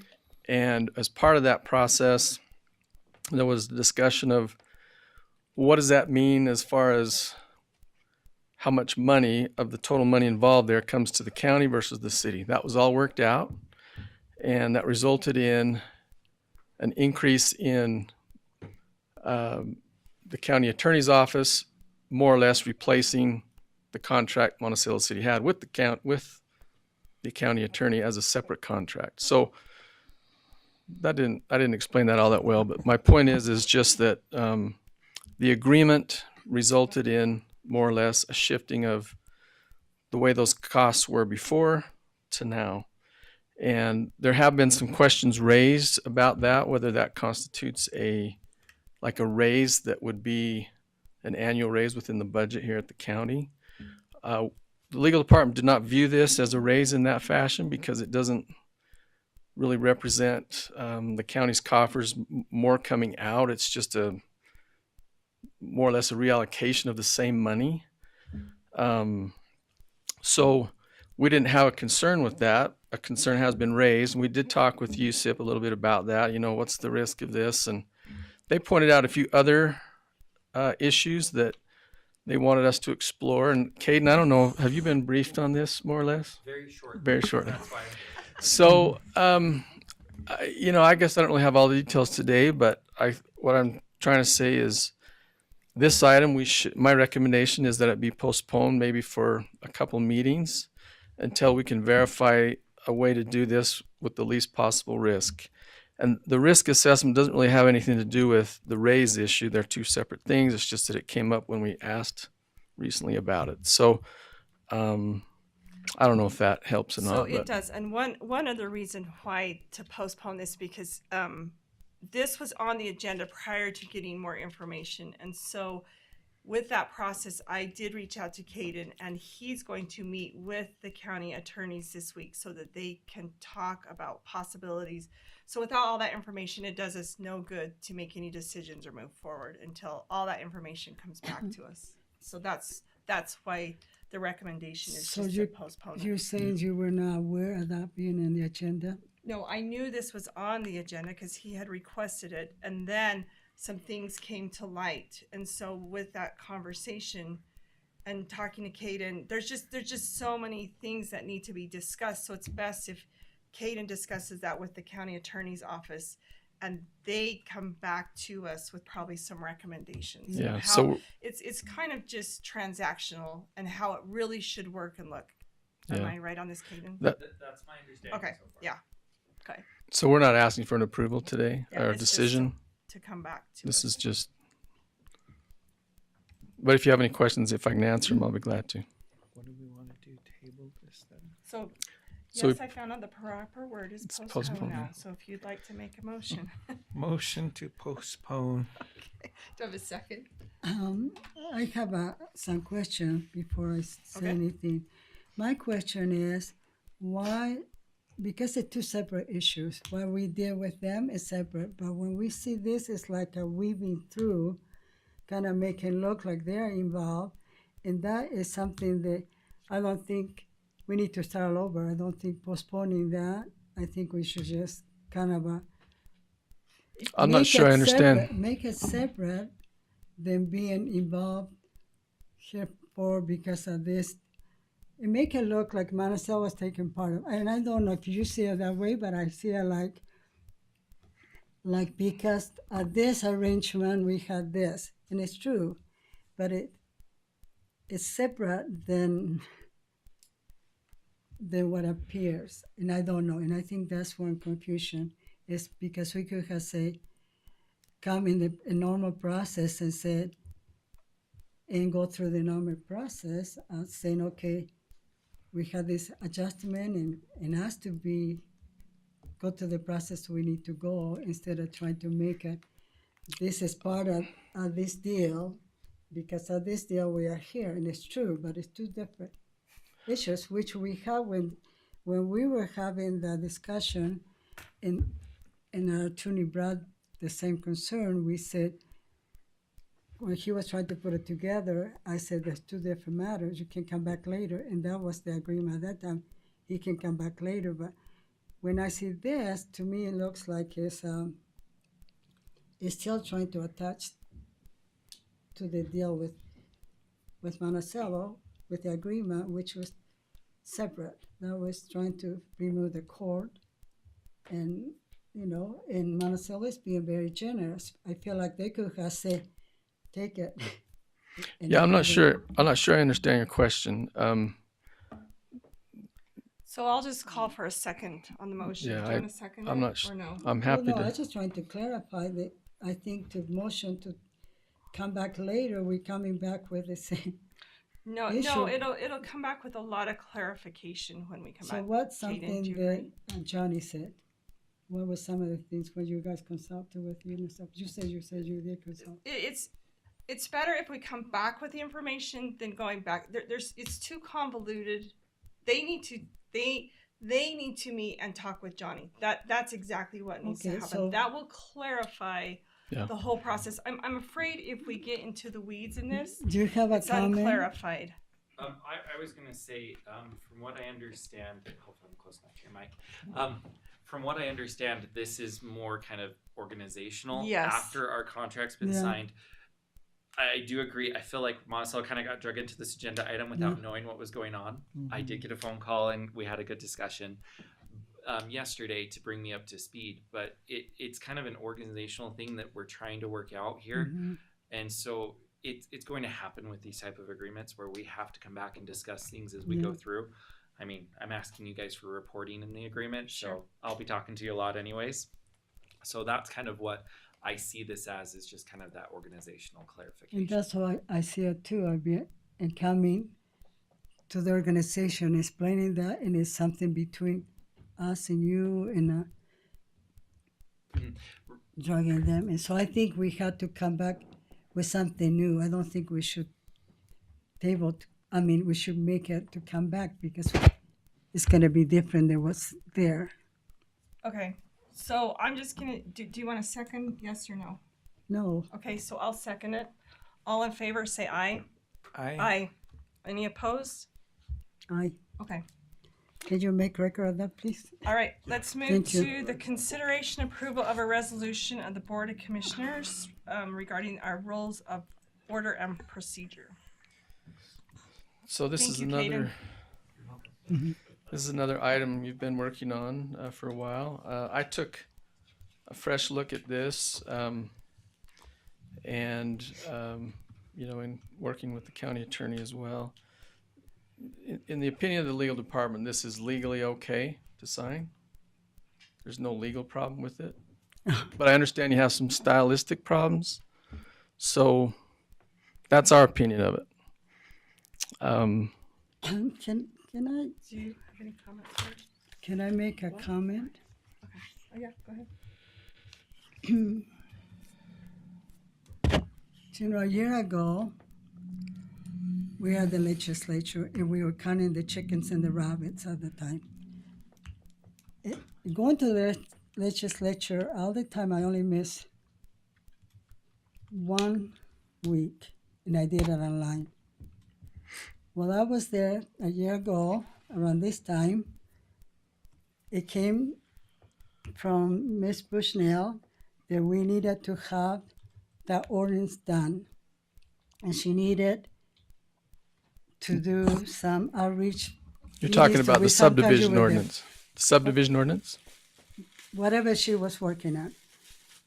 And she wanted to have it, and she said, what can you do? I said, the only time I have free, I come late on Friday night, leave Tuesday, late Friday night. Sometimes I have commission meetings with Native American organization like Westwater or whatever. And so basically, Saturday and Monday is the day I have free. She scheduled every Friday, every Monday that I was going to the legislature and coming back. Legislature is a hard process. I mean, you have to think, you have to be paying attention to the bills. And then after, it went slow. And I had never missed one of those meetings. You were there in some of those meetings, and I was there in all the meetings. And I never missed that. So that was happening that year, and then they went slow. Okay, now this year is even worse for me because I ended up going to Washington, D.C. While I was in Washington, D.C., I happened to be in the Bible Museum, and there was a fire. If you've been in the Bible Museum, you have to come the stairs fast. So by the time I got down, I hardly had legs left because I had the condition I had with my leg. I had to use the elevator, and I had to do it fast. So I was, by the time I came back Friday, I was more than exhausted. Gotcha. And so again, we had to do it right now. And then we're going to go slow, slow, slow. So to me, this time is like the best of time and the worst of times, you know, for me, when I come, getting involved with everything that's going, and to come back and trying to pass something that we don't know if it's ready or not, because we keep saying we always can change it. I don't want to leave something that still have misspelling or you know, for a while, I have one copy that every page is 12. I have 5 copies that have come before us ready to pass, and they have mistakes. I would ask, let's, you know, waste some time. And you, I don't know who make the correction. People say we're working with Johnny to make the correction. I don't know, would you, because you were taking notes, are you the one that make the correction? Because Commissioner Mann wasn't here that time to make the correction. Commissioner Attorney Mann. I'd say probably a joint effort. I put some of them in the working document. Okay, so who was the joint effort? Because was you involved? I just worked with Mitch. But I mean, I think the main point is, you know, if the commission wants more time and wants to change it, it's your decision. I'm just telling you that from my perspective, you know, it's policies and procedures that are okay for you to adopt. But if you want something different, it's all your decision. Well, the other thing is, I have visited about 15 different counties. I don't know how many counties you check to see their ordinances. Many of them don't have it. Yeah. Or they're older, outdated. And nobody's going after them. And they have very simple things where it tells why is this obligation here from this person, and they're very limited. And so I feel like this, when I ask, for instance, this one doesn't have anything about max position. How come we don't have that there? How come we don't? Well, I think it's because this document is really just supposed to govern the procedure in the meeting. It's not necessarily that broad. I mean, it refers to max role here. But it's not clarified there, because we have combined 2 documents into one, and that's on. If we're just talking about this, then because it has lots of things about the chair doing things outside. It has things from the attorney, more responsibility than before, you know, and so. And that's my question. I mean, do we need that big of a document for what we need just to work here? Well, and is that a clarification in the document we're just talking about here? My comment is that, you know, the document that you first saw was prepared by Johnny, who has a lot of experience with these types of policies and procedures. So you had a good starting point. And I think from there you've discussed it. You've had input from the legal department. And it's your document. I mean, you can work on it as long as you want. My thing is, we say we can change things. Why not produce the best we can? when we have time. I'm not saying you shouldn't, and I'm not saying that And so this needs necessarily any changes either. Whoever, if we pass this like it is going, according to what I read, I didn't have the time to go because this is the biggest agenda ever. Trying to look everything that were put here, and I only get 2 hours sleep trying to figure out how to do this. And so I just want a little bit of compassion, you know. I mean, if we have the time, why we're being pushed here? I don't want you to think I don't have compassion. I'm not here to come down on you or anything. No, not really. What? So, Madam Chair, if I may, so Jens, I pointed out that there are legal connotations on here that are references to Utah code that no longer exist. Which ones are you talking about? 1764-203. It's not in the final version. No, it's We not. might not have the final version. It's attached. It's attached? The code that was first in the document. So you participate in helping. So it's 303 and 305, right? That's what it should be. I wrote down the comments. That 1764, 303, and So then last- 305. And so who Yeah. made La- the correction? last board meeting, I wrote down all the comments. Okay. Jens wrote down all the comments. He took them back. Okay, so you guys fixed them. They changed them on the document. Because on the one we have, They in the packet, forwarded it's them back to 203. me, and I looked at them and I said, "Yep, Did you- those are the ones that I wrote down." And so with those written down and what I had written Did down, you change they were the county same. attorney's code? They were the exact ones that you guys had been suggested. So nothing changed other than what was suggested. Go down to county attorney, that section. 60 as this 605 no longer is the same. Did you change that one? 601 and 605. Yeah, 605 is changed.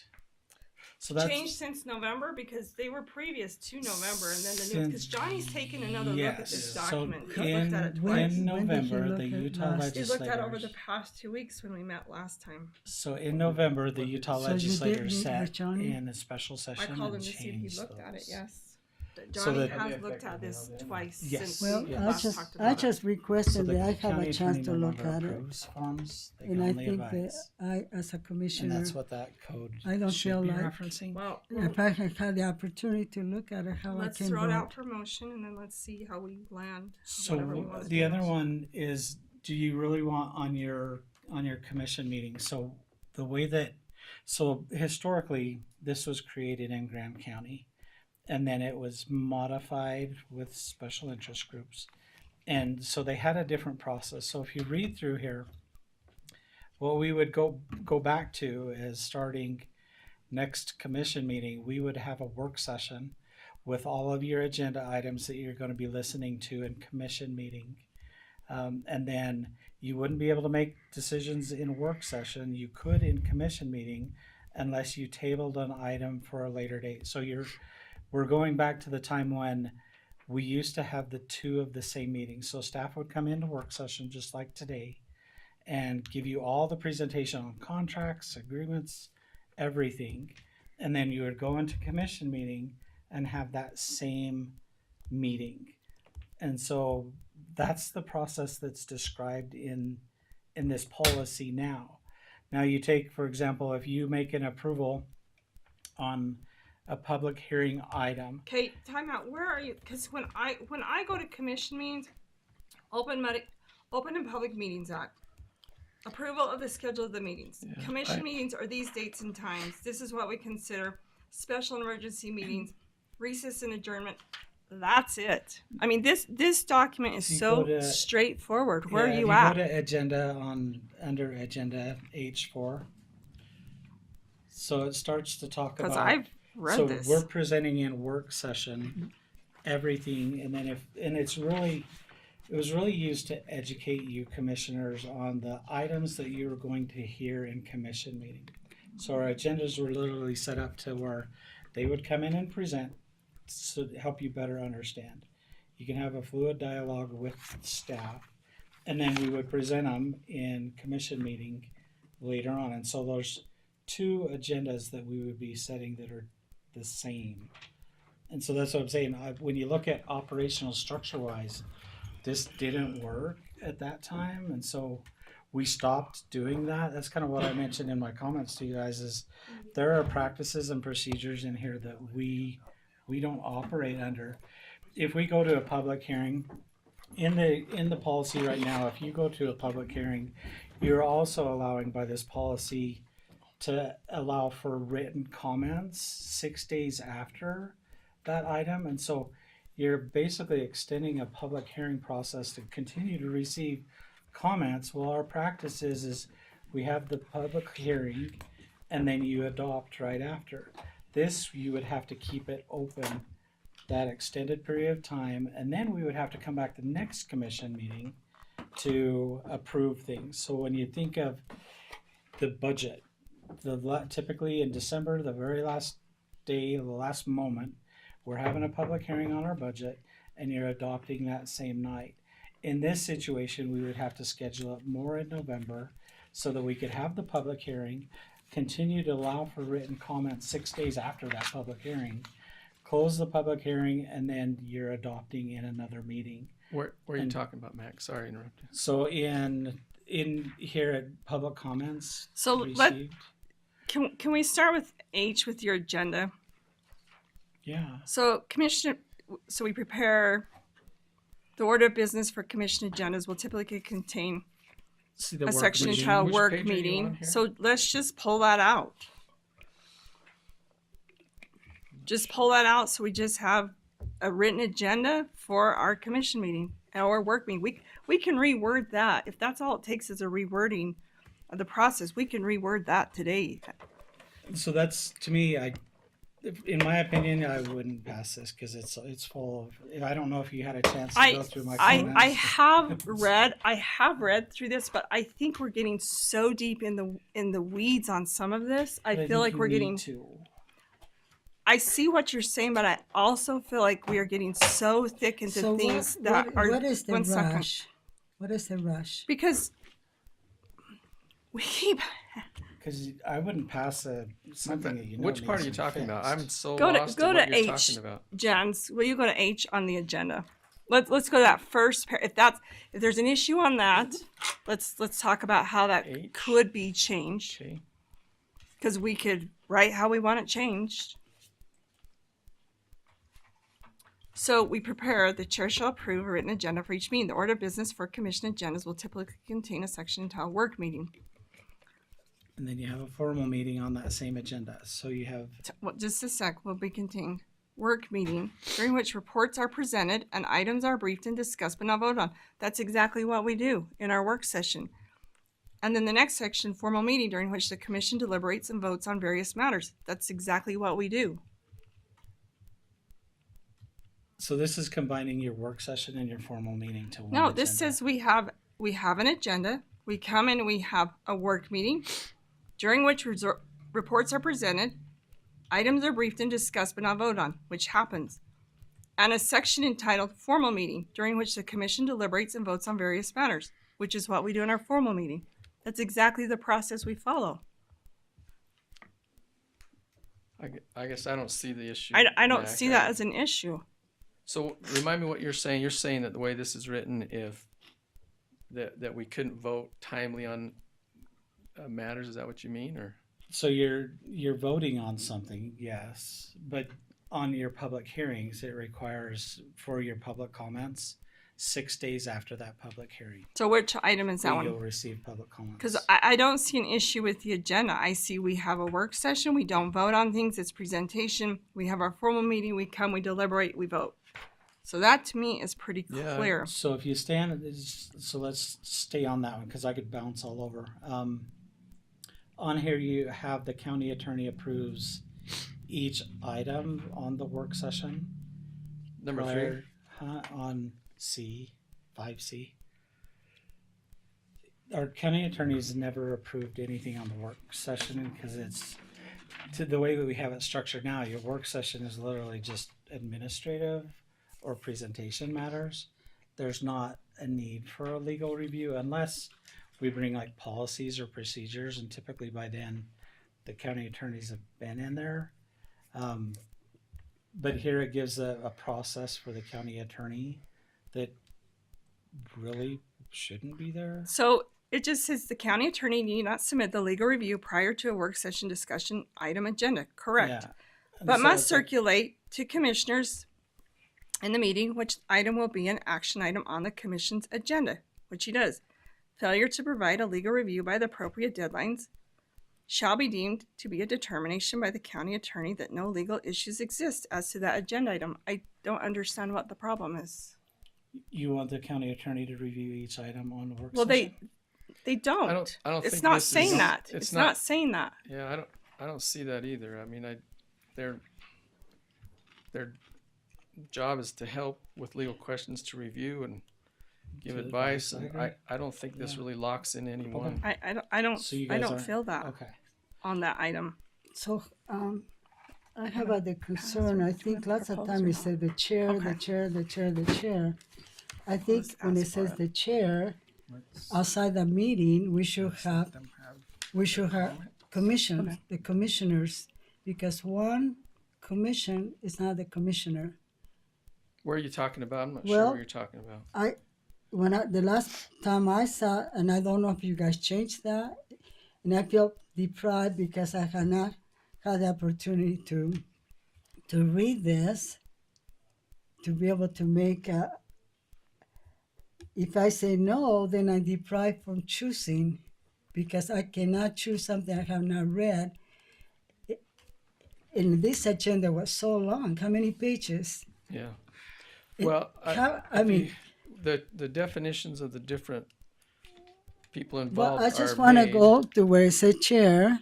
Okay. Is that chair for here or chair for every? Well, the every policy, dis- these are for this meeting, so obviously. Yeah, they're for but I here. want to. Can you see where I'm coming from? I mean, it's important that we I want to don't. vote and get it I mean, done. I'm not saying there's not a spot in here that could be. Why can't I just? I mean, just obvious don't- probably I just Commissioner don't know Harvey that. have been involved with the decision. I have not been. For him to vote the way he's gonna vote, he had read all this stuff. I haven't had the opportunity, and how come? Just because I attend my meetings, I don't have time to read it, and so. I'm not here to ram And this I- down your you know, throats. I'm really not. I'm just. I just giving you want to my be able opinion, to and vote to if you want something. it, great. If you There's don't, something that does not create more Yes. problem for us. Commissioner Harvey. Madam Chair, Yes. I have a question for Commissioner Stubbs. Sure. Commissioner Stubbs, I hear you saying you didn't have adequate time to review this policy.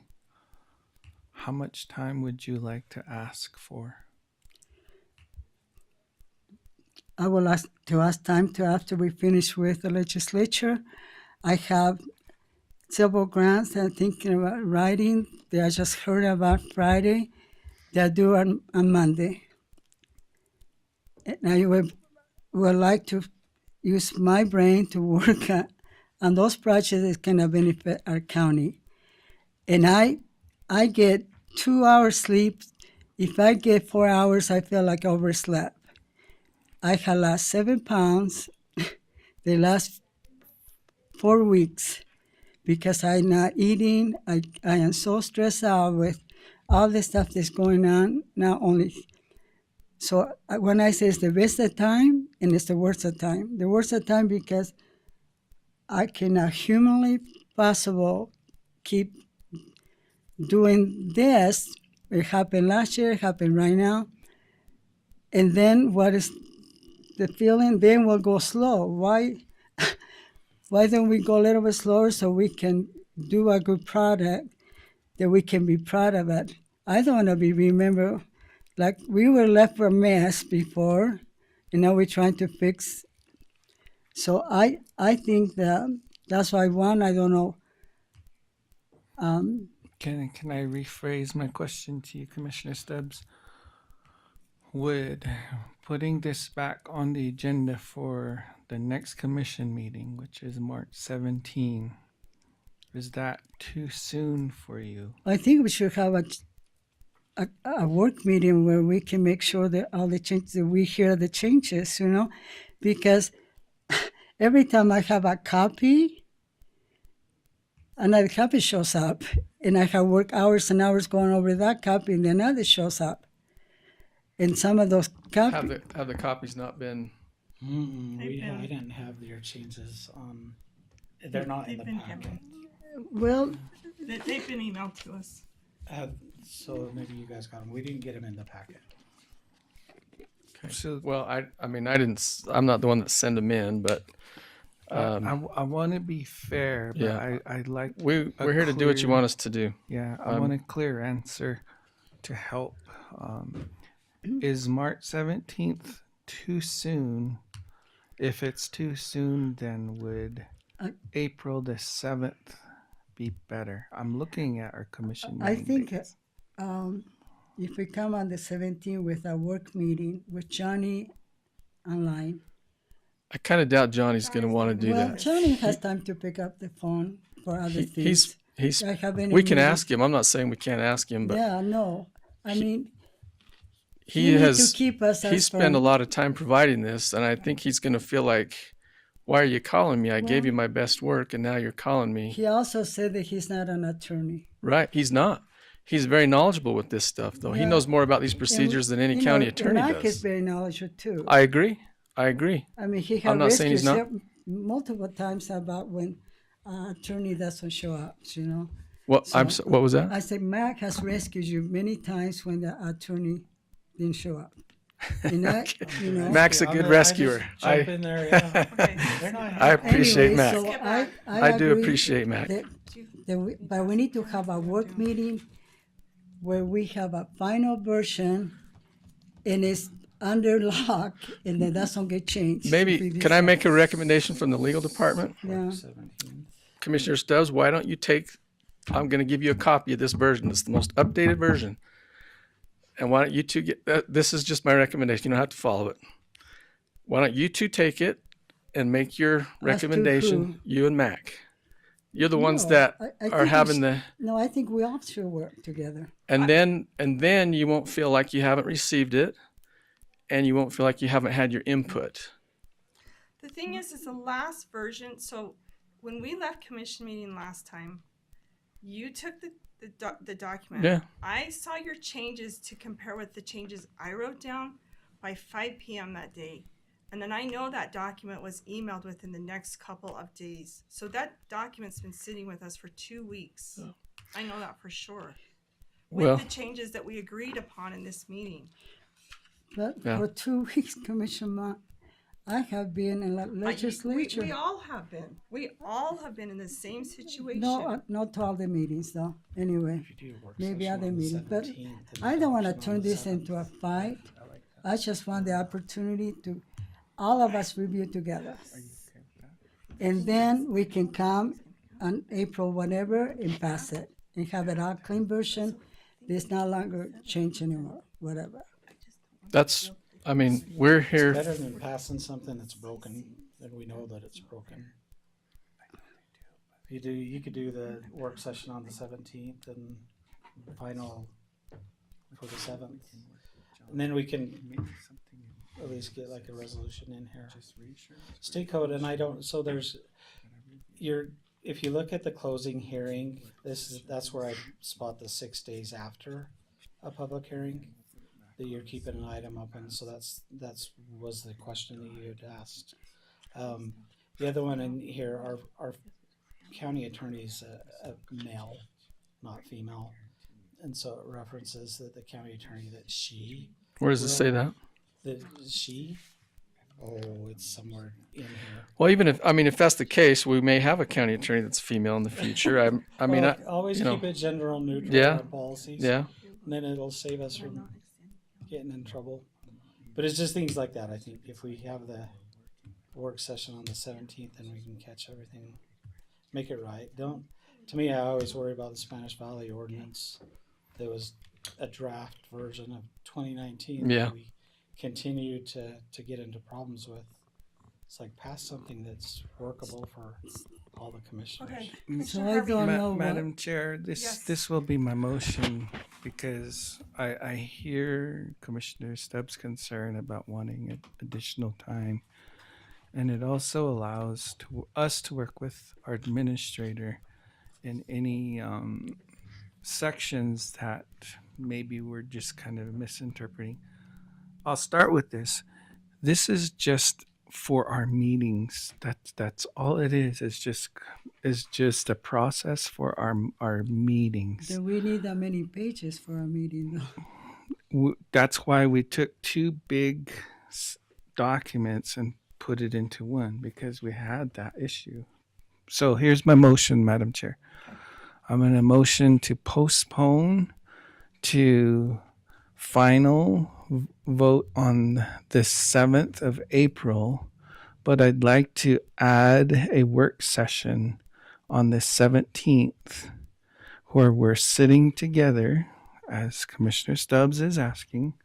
March 17th. Yeah, March 17th, and we can work through the language that may make us feel uncomfortable. But today, let's all agree that the version that we're looking at right now, that is the working draft version. What does your working draft version say as the first line?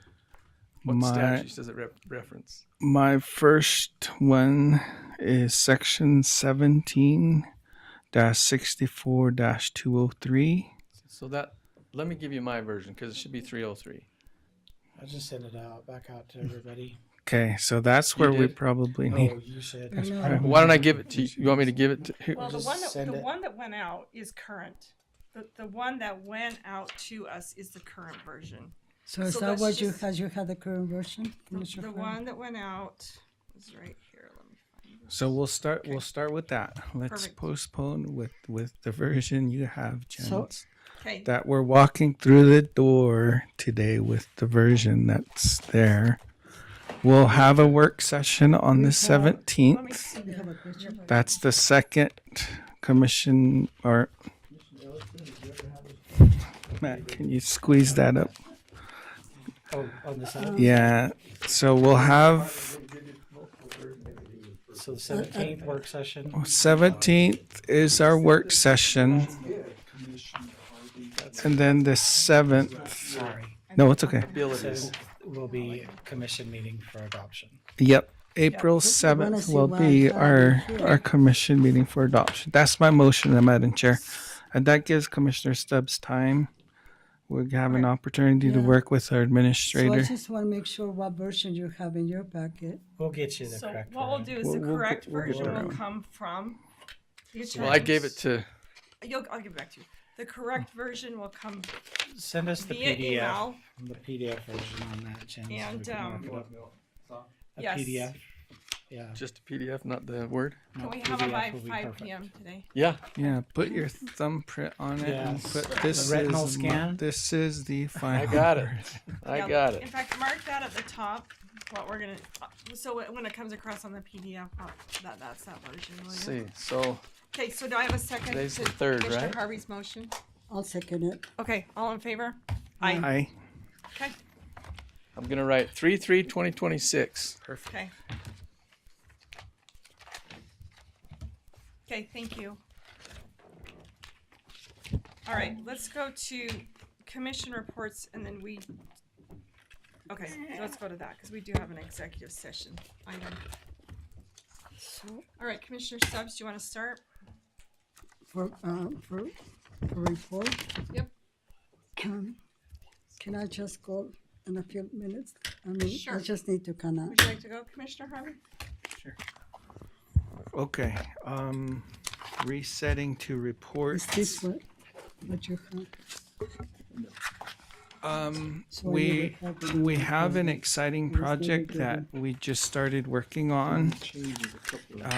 There is a UDOT project being proposed, and it's a bike trail from Montezuma Creek to Bluff, Utah, and it sounds like it's in the preliminary stages where UDOT will be awarding for a feasibility study.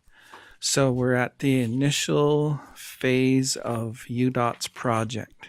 Again, the project is creating a bicycle, not a motorcycle, but a bicycle path between Montezuma Creek and Bluff.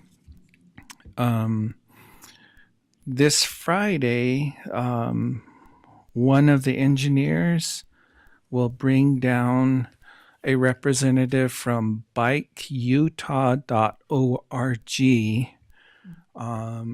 So we'll have the potential engineer with the Utah bike.org coming down to visit Montezuma Creek. And what they're going to do is just kind of look. I don't think they've been here in Montezuma before, so they're going to view the road.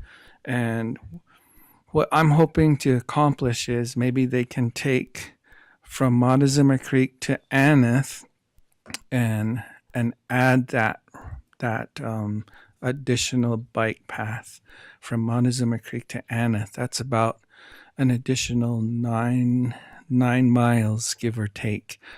And only because it's a beautiful scenic route. If you ever been in Montezuma Creek going to Aneth, you're driving alongside the San Juan River, and it's to your right if you're traveling east. And it would be a really neat, attractive route for any of the bikers that are out there. And what is exciting about this project is it's going to be an opportunity to battle diabetes and high cholesterol, all those things.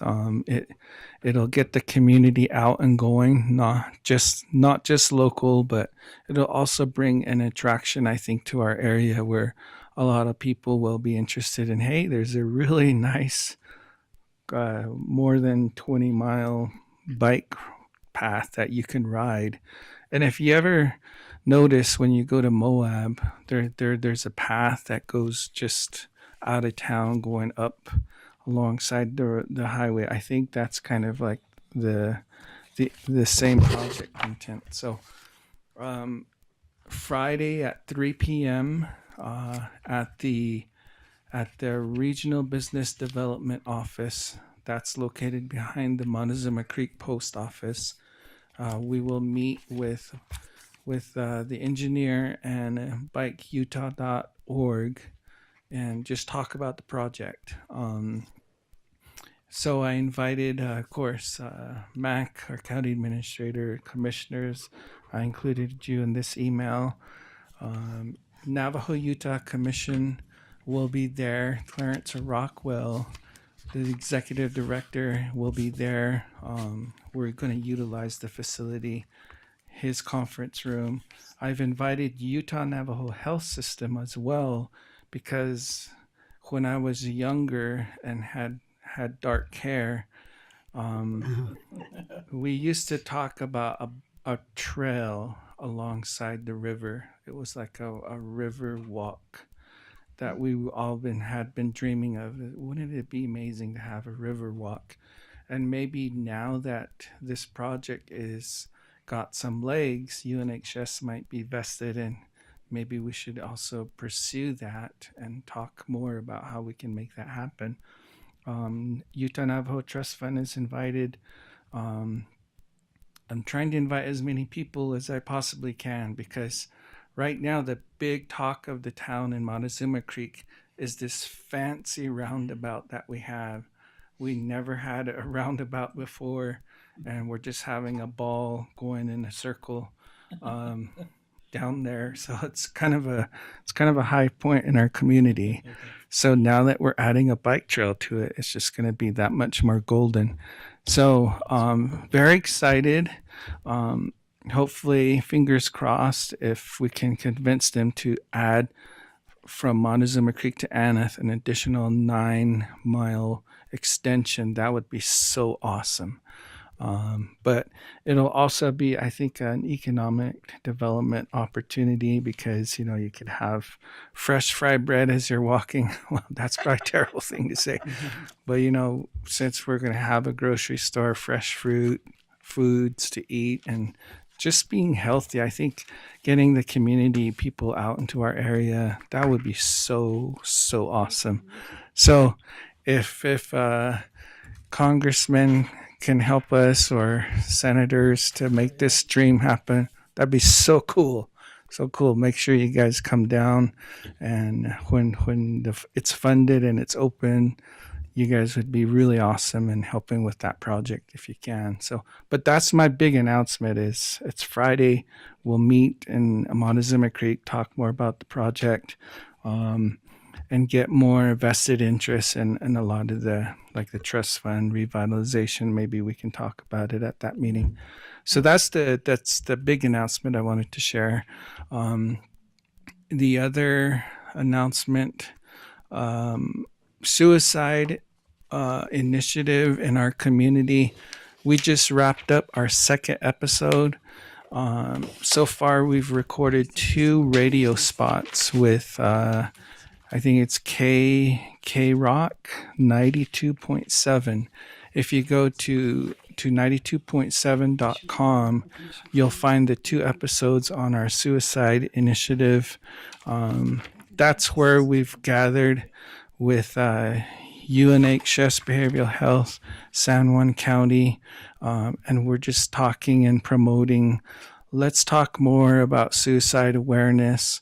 Let's be more family oriented. Let's put away electronic devices. Let's engage as families once more. Let's check up on each other as community members, as neighbors. Let's start that again, because technology has just separated us for some reason. Let's get back to, oh yeah, if we've got a family, let's have dinner together. Let's talk about hard things. Let's talk about supporting each other. Let's go out, check on our neighbors, making sure they're okay, and really promoting mental health awareness and getting rid of the stigma of, if you need help, it's not shameful to go and get mental health support, because I think that's the biggest barrier. Is a lot of folks are just kind of ashamed, and it's okay to talk as a family about suicide awareness and how you can help work with supporting each other to overcome ideation and just being a support for your loved ones, being that person. So that's now available.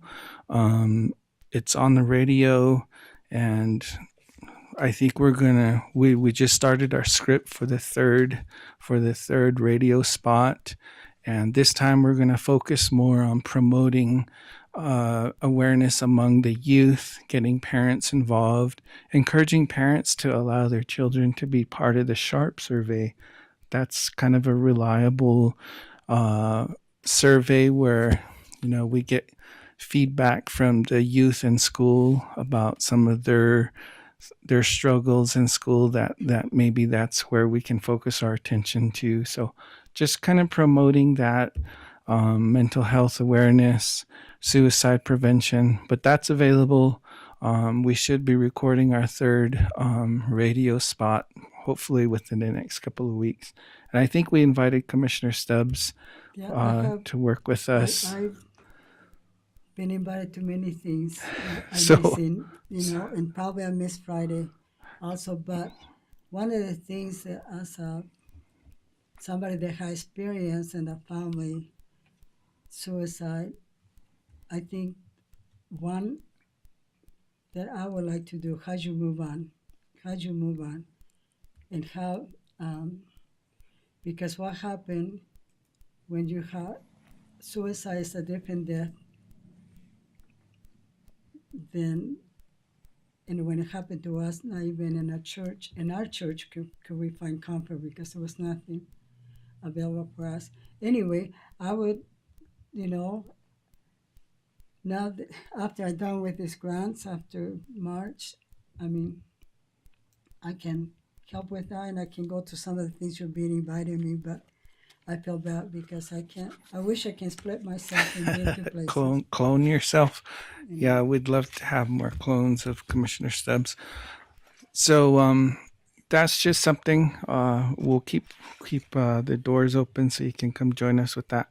But that's just my two highlights. I have more, but I'm stealing you guys' thunder with your report. So, No, thank you.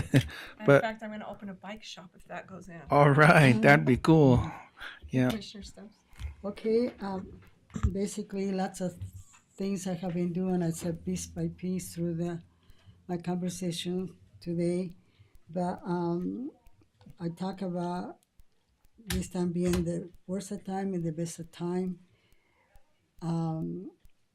I appreciate it for the opportunity to be able to work on this ordinance, and what I want to say, the best of times is when you go to the legislature, it's worthwhile to make those connections. Those connections, they help us bring opportunities for us here in the county.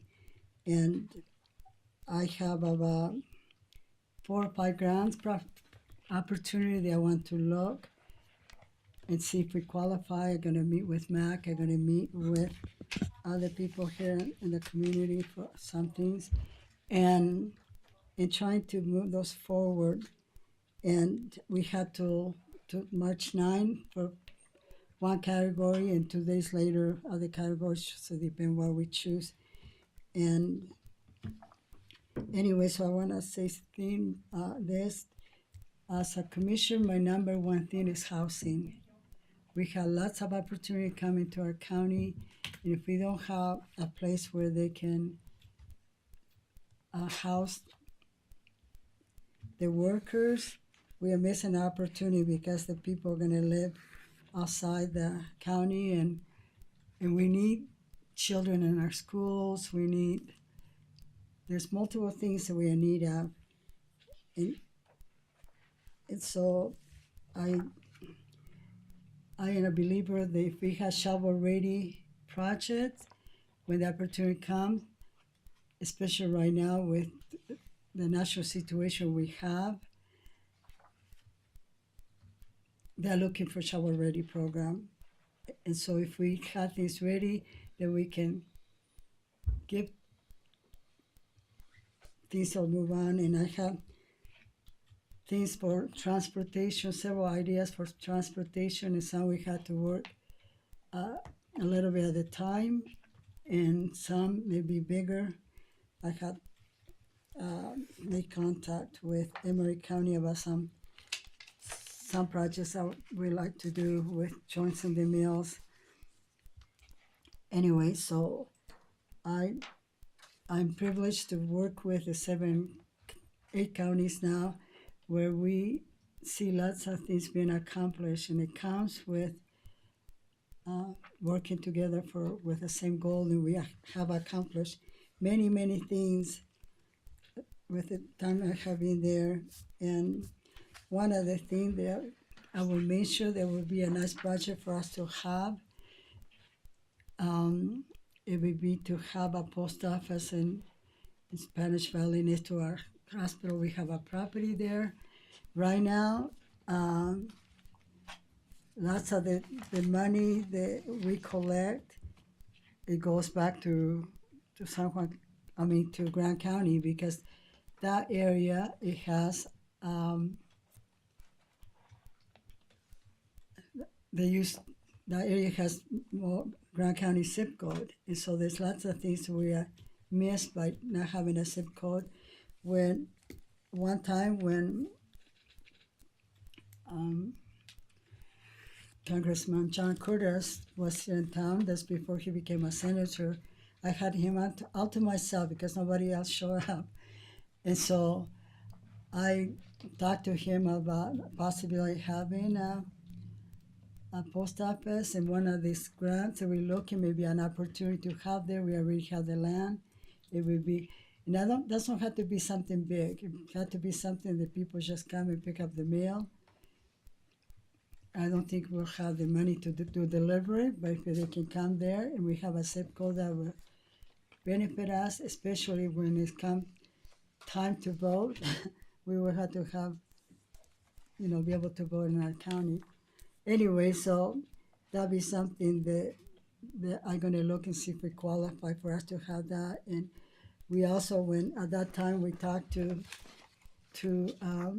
the congressman about saving the post office in Montezuma Creek.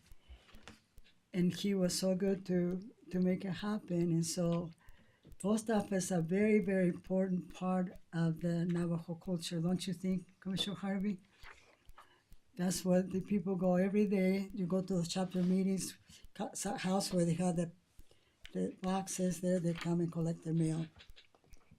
Anyway, so there's lots of things happening in the legislature right now that gonna affect affecting the food program. And I've been working really hard and trying to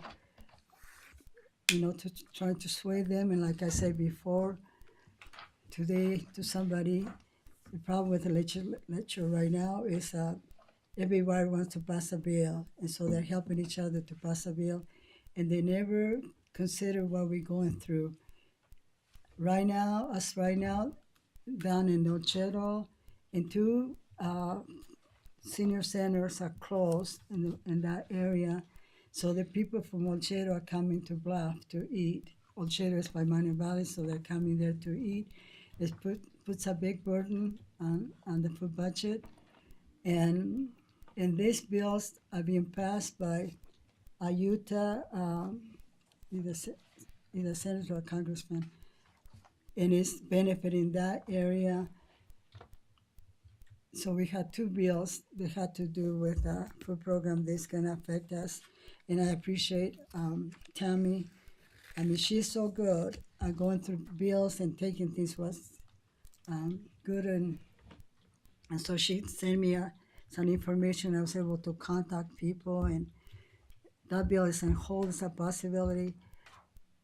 The second bill is another bill where it's basically the state of Utah saying do not do any service for people that are not in the country legally. And that's a tough one. It's a tough one because how did you say no to people if they're hungry? But on the other hand, we are really short of personnel. We have eliminated 1 position and 1 position from Blanding. That's 2 centers. We have, if we had that, we're gonna have to be keeping records of the people's citizen. If they're not, they have to report it. And so it's not a good situation for us. It's gonna require a person that's checking on them. And so my thing is, I have been to left the legislature, especially starting last year, and I thought, oh, the bill is not passing. And on Saturday morning, I see the news, and end up in the governor's office, and he signed it. And so, and lots of the bills passing is lots of paragraph for the small counties, and so we had to watch those. And anyway, so that is my report, and I thank you for the opportunity to serve. I'm so grateful to serve the people. So.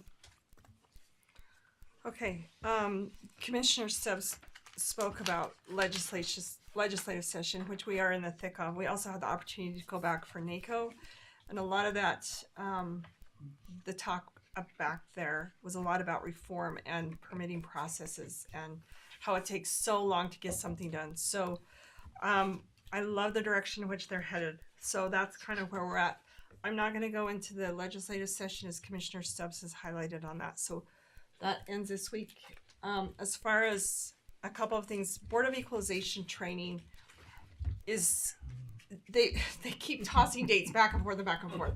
Finally, Grand County pinned down the state and said, will you come and do a training in Grand County? They have agreed. So they have enough people, but it'd be really advantageous for those that need to sign on. So I need to know. I already registered online, You So have this to do was in after person. they And it's put coming it out after there, July 1st. canceled it, and then they put it back again? Yes. Yeah. So this is what it is. Oh, good. The price training was supposed to be the 29th and the 30th. So follow me through on this. The 29th and the 30th. I just got the email from Grand County. They have agreed to do price training Monday and Tuesday and come to Grand County that Wednesday and Thursday now. So Grand County training for BOE will be July 29th and 30th in Grand County. There will send out a new invite, so you'll have to probably re-register, according to Patrick, that we'll have to re-register for the BOE training. We had to have at least 7, so I'm encouraging us, if we can attend, I will give Dana our names so that she will know that we will attend, so that we can secure those spots. So Lyman, what about you? You don't want to, I already registered online. but you will have to re-register for this. So do you want to go to Moab, or you want to go where you were going to go? No, I already have it all figured out. And So you're not going to go to Moab? well, I mean, I didn't have a choice before, and I already registered for that. Which is fine, because I had Yeah. already registered for the price, and I told them I'm not coming to price now. I'm going to go to Moab. So Well, if you want this to is online. change, That's just everything. you're is going to do it online. Yeah. Okay. The online course is 2 hours, and the in-person training is 8 hours each day. Yes. So they yes. go into it a lot more depth. Yeah. So okay, Well, what do you want to do? they give you, Moab. And they were given a choice. Mac, do you want to do this Moab? or I don't. do that? Do And you You want me to go? I don't have. Oh, to. you don't have to It's- do it. Okay, yeah. It's the clerk auditor. Okay. That has to go, and the 3 commissioners. So I will put Lyman, Commissioner Harvey, and myself. And Okay. I started studying, thinking that I had to take the All right. test the next day. Okay. The last thing is we do need to go into executive session. This is for the discussion of competence. Remind me, Max, the competence of personnel. It's a personnel issue. Yes. Sorry, I don't have that. Well, it's because we this was on the meeting prior to us. This was on the agenda prior to us going in. So I need a motion to go So in. then we just have one item to discuss. Yes, one item to discuss. So I need a motion to go into the to close session for the discussion of a personnel item. motion to move into closed session. Okay, second? I'll second it. Okay, roll call. Aye. Aye. Aye. Okay. Thank you for coming. I was gonna make a motion for that. Oh, you were? Okay, you can. Or was it to adjourn? One or the other. Either adjourn or